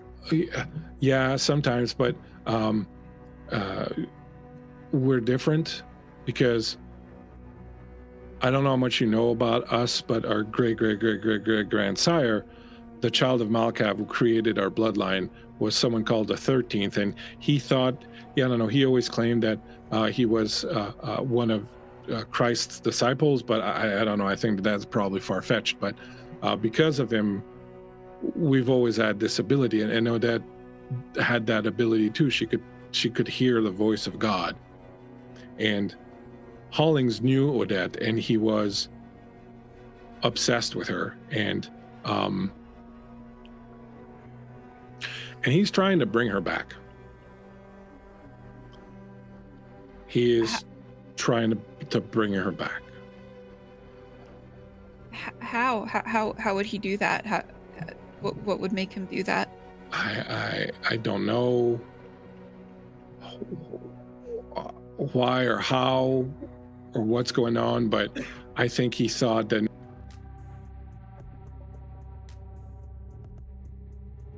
you were a reincarnation of her. There was something about that, and the Cardinal basically used that to get something down there, and I don't think that Holling, that place down there, that maze, right? It's kind of a place where the veil between our world and that of the dead is really, really, really porous. He didn't build it. Something else did. There's something else that built that and put that there. That's fucking. But Holling found it, and he found his way through it.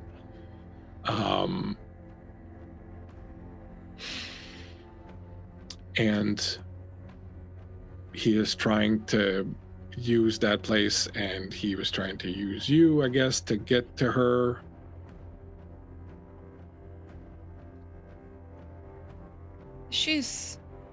What do you know about her? She was a very good woman. She talked to God. She sacrificed herself. She gave her life to save the woman that she loved, the love of her life. She burned in that fire that destroyed the rotunda of the White City in 1929. She was French? Yeah. Cassie's gonna look at everyone else.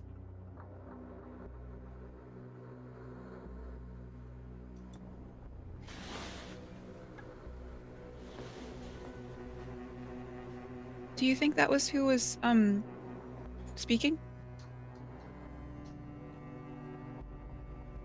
Could have been. She's gonna look to Samael. We were in a ritual recently, and Cassie started speaking in French.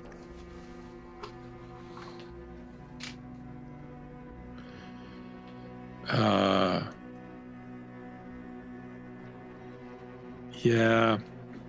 Look, I believe a lot of shit. I've seen a lot of weird stuff.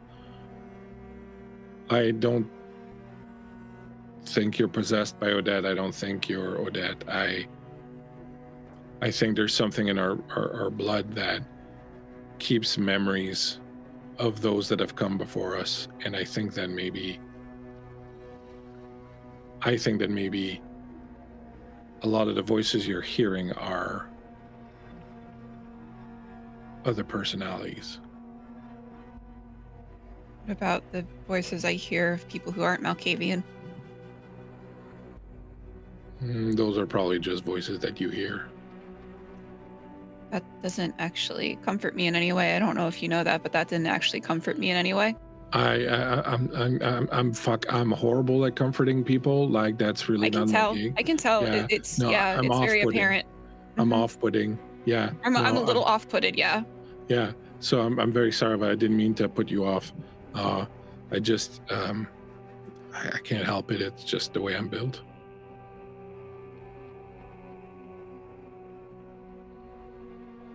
Okay.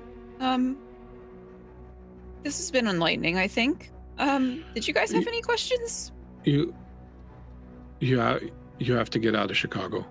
You're not safe. Holling is obsessed, and he may have been preoccupied with that raid that happened and other things going on, but he's obsessed. And if he believes in any way, shape, or form that you're the key to him getting Odette back, he's going to come back. You have to get out. You have to leave. You can't stay there. It's not safe. Why wouldn't he just follow after me? If he's so obsessed and he thinks I'm the key, then why wouldn't he just track me down and hunt me down? Like there wouldn't be any safe space. He needs Chicago, so maybe he wouldn't want to stray too far from it. I mean, he's got like a shrine to her, you know, like. I know. I just, you know, I just think you're in danger if you stay. What if we just kill him? You could try that, but him and the Cardinal are kind of in cahoots, so you got that to worry about too. Maybe we should be in cahoots with someone who's against the Cardinal. Maybe we should be in cahoots with the Cardinal. No, you don't want to be in cahoots with the Cardinal. That's bad. That's bad. That's like, you know, it's like making a deal. It's like making a deal with the fire to escape the frying pan. I thought it was like the enemy of my enemy, you know? Like, we should find someone who didn't like the Cardinal, and then we should suck up to him and then make them fight our battles. Well, they're not enemies. They're friends. But I mean, the Cardinal's got like some beef with some people. There's this snake, Bahari. The Cardinal's got huge beef with her. He's had beef with her for fucking fire. They got like this long ass standing. You said another name before, Anath. Anath, yeah, I think Bahari is the child of Anath, or down that line. Yeah, there's some issues there. And the Tremere Regent, Charlotte Rojas, I don't know that story, but they got mad beef too. So maybe you can get some help there. I would dare say there's somebody who can get help from Bahari pretty easily, Cass.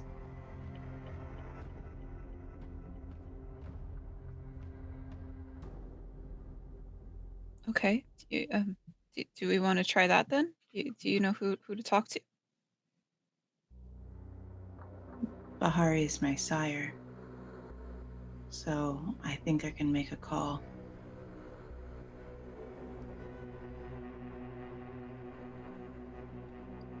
I think you should get out, kid. These people are not. They're way beyond our ability to understand and to deal with that. I'm getting out. I'm fucking off. I'm gonna go to God. Well, you know, this is a funny part because originally I was gonna do the thing in movies, like I'm gonna run to Mexico, right?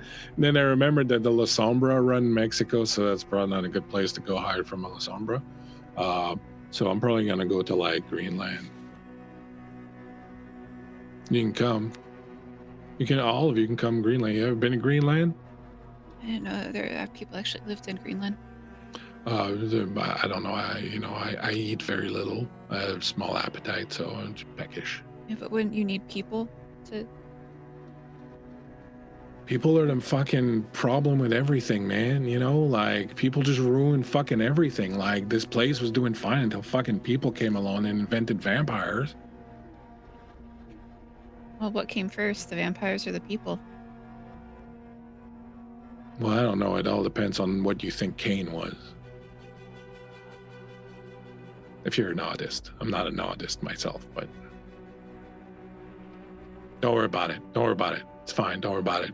You can see Cassie's thinking very hard right now. Just steam coming out of my ears. I have a quick storyteller question. Yeah. Are we all aware of the Madonna thing? You wouldn't be because you were kind of busy, and so I think Helena and Teddy would be. You mean her speaking French and all that? Well, just referring to as the Madonna. Wasn't Vincent the one who knew because the spirits were referring to Cassie as the Madonna? Yeah. Why were they referring to her as the Madonna? Because that's pretty much the only question Vincent has, and he thinks that this guy can answer it. So what is the question? Oh, Vincent would ask, why did the spirits refer to her as the Madonna? To Cassie? To Samuel, the Cassie, yeah. Oh, well, I don't know, but Odette was called that. It's right on was the like- poster. That was like, that was like her nom de plume, her stage name.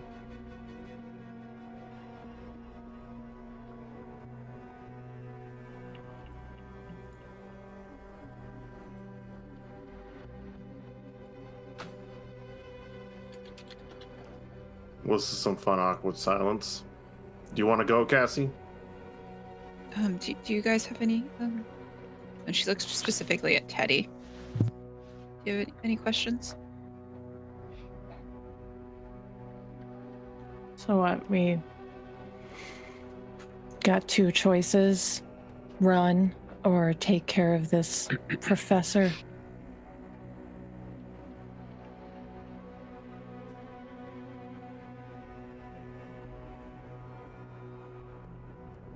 I mean, you know, if you want to go all binary. She points again at the wolf and the snake drawing. I've seen this. Can we see it again, Miko, the wall, please? Yeah. Where'd you see that? In a basement. In a shop. Owned by a fucking werewolf. Oh, those guys are the fucking worst. They smell like fucking wet dog. It's the fucking worst. It's horrible, trust me. I tried keeping one as a pet in the 1970s, and let me fucking tell you, that thing ate me out of house and home. You see that couch there? You see those, but that was him. That was him. I do not suggest you try keeping one as a pet. It never works out. Glass walkers. Does that mean anything to you? Glass, yeah, they're a type of werewolves. They hang out in cities instead of in the woods. Is that it? That's all you know? Yeah, I'm not like a werewolf expert. You'd want to talk to a gangrel. That's funny. You're talking to one. Oh, are you? Oh. He comes over and he looks at you. Holy fuck, you are. Baby girl, you got his eyes. Holy shit. Oh, Yeah. I'm fucking freaked out now. Oh, he looks at you and you see his eyes go. Oh, girl. What did you do? Nothing you need to worry about.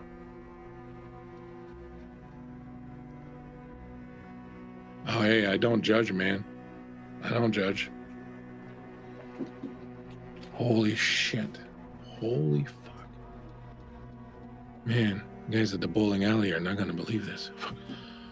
I think you might want to keep it to yourself. Yeah, I don't talk to no one. Right? I wanted to speak to Cassie. You came here, we talked. I'm going to fucking pack my shit tomorrow and I'm off to Mexico, to Greenland. First boat out.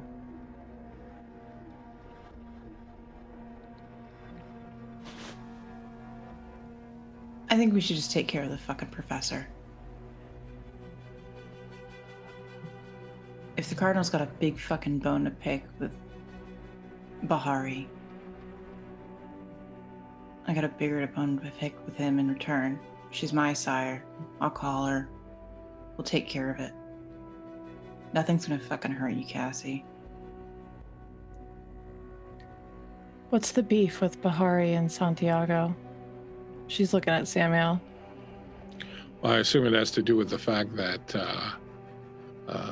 if Bahari's Anath's childer, then Anath stole the true cross from some Santiago some while back. Like, I think this thing is like 1,000 years old, man. Like, that beef goes back, you know?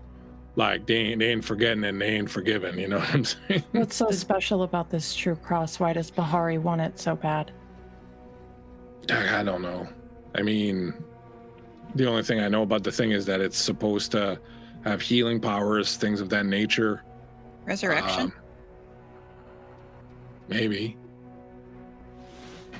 I mean, that's if you believe the whole whole thing, right? Like, That's why the dead snakes at the club, the beef,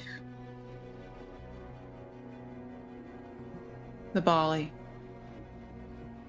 fuck are the Bali doing in this thing? I don't know. That's what we're trying to figure out.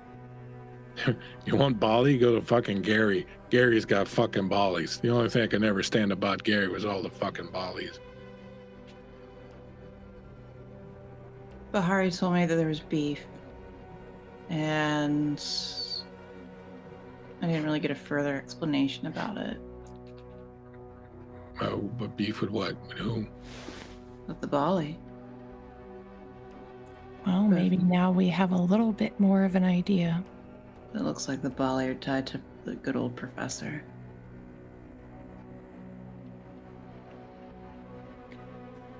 I don't know what the Balis have to do with this. All I know is there's a whole bunch of them in Gary, but I don't know that they're in Chicago. Oh,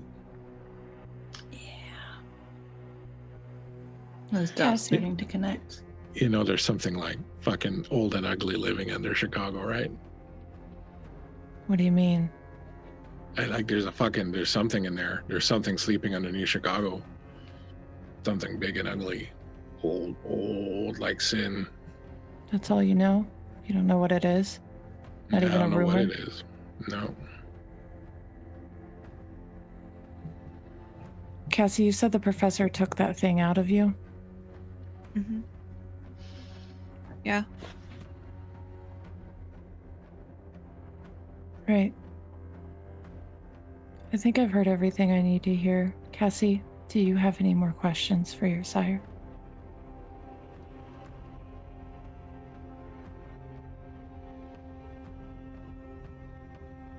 Cassie, I think Cassie looks at Samael, just dead in the eyes.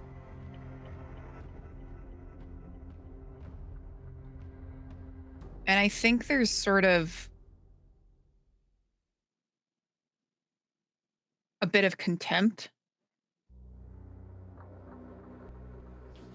Because I think there was sort of a moment where she thought maybe she was chosen for a reason. And that her life was ruined for a reason, for a purpose. And there wasn't any. And she was just stupid. And she got herself into this situation. And she ruined her life. And then she's gonna walk out.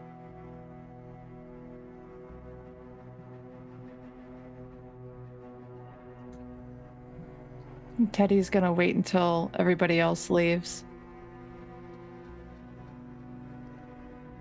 Elena will leave. He sits down, lights a doobie. Well, yeah. Want to hit? No, I'm okay. Thanks for helping. Just doing what I can, you know. Good luck on your trip to Greenland. Good luck with your passenger, kid. Yeah. Hey. Do you know what Carter hated most in life? What? Kenny fucking Rogers. Thanks. You got it. She's gonna turn and walk out.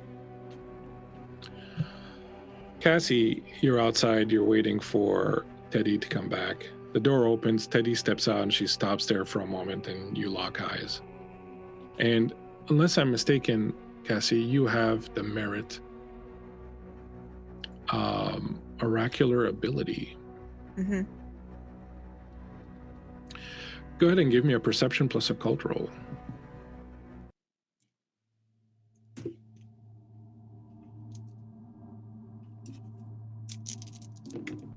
What am I looking for? In this particular case, I'm going to say looking for just a standard roll of 6s. 4 successes. As You lock eyes with Teddy standing there near your sire and the wall and sort of everything else. You suddenly get this sense of premonition, this kind of knowledge that comes upon you. It's not a voice that you hear or anything. It's just you suddenly know this. And what this knowledge is the serpent is the destroyer. It swallows all light, gorges on flesh and blood. Elliot, Hayden, Teddy, Cora. The serpent coils about them all, some already dead. The others soon shall feed the corrupt, yearning belly of the snake, the serpent, the worm. I think as I imagine Cassie sort of standing by the car as she locks eyes with Teddy. And then her eyes are going to slide over to Helena. And she's going to hold sort of eye contact before getting into the car.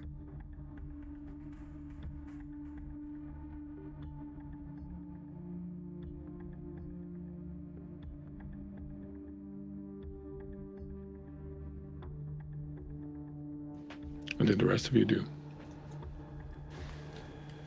Helena's just sitting on her phone.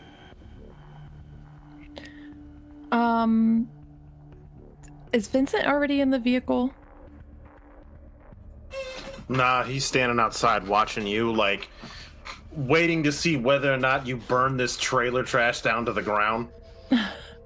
She's gonna walk up to you, Vincent, after stepping off the porch. Hey, you think you could do me a favor? It's kind of a weird one. Name it. I am just dying for some Kenny Rogers. All right. But if you could get me, like, what did they call those back in the day? Walkman? Maybe a cassette? Maybe like a greatest hits situation? I don't know what the family can do, but it seems like you could do a whole lot with just having cell phones appear out of your pockets and things. I carry them on me, just in case. It's just a case thing, that's all. But actually, I'm a bit of a connoisseur of the analog entertainment and media, and I do believe that I may have a spare Walkman laying around the old apartment back in Chicago. Not too sure about the Kenny Rogers, but I mean, there's enough thrift stores around. I'm pretty sure we can find a few cassettes. There's an XM Radius, XM series, whatever channel called Kenny Rogers 24/7. I love XM radio now. Sorry, go ahead. I just want to say thanks for understanding and for being there for Cassie, especially when I went on hiatus and I wasn't there. I'm sorry for being such an asshole. I just care a lot about her. We both do. We both really do. I can tell.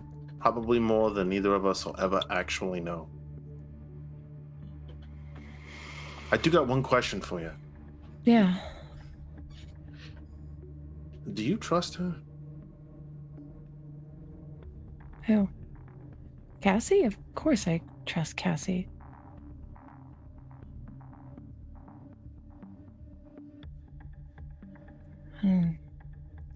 I'm losing faith.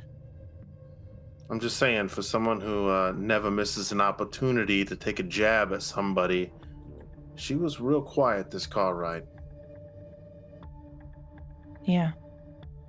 Well, I saw something I didn't like recently. It's making me question some things. All right. Well. As y'all get into the car, I want to visit with Cassie one last time before we go. What's Cassie feeling? What's Cassie thinking as she gets into the car? Cassie's probably going to wait to do this until we're leaving the RV park. But Cassie is sort of sitting very silently still in the seat. And then once we start to drive away, she is going to take the little stuffed teddy that she had taken from Samael's RV, and she is just going to scream into it, like the most heart-wrenching guttural scream as they drive off.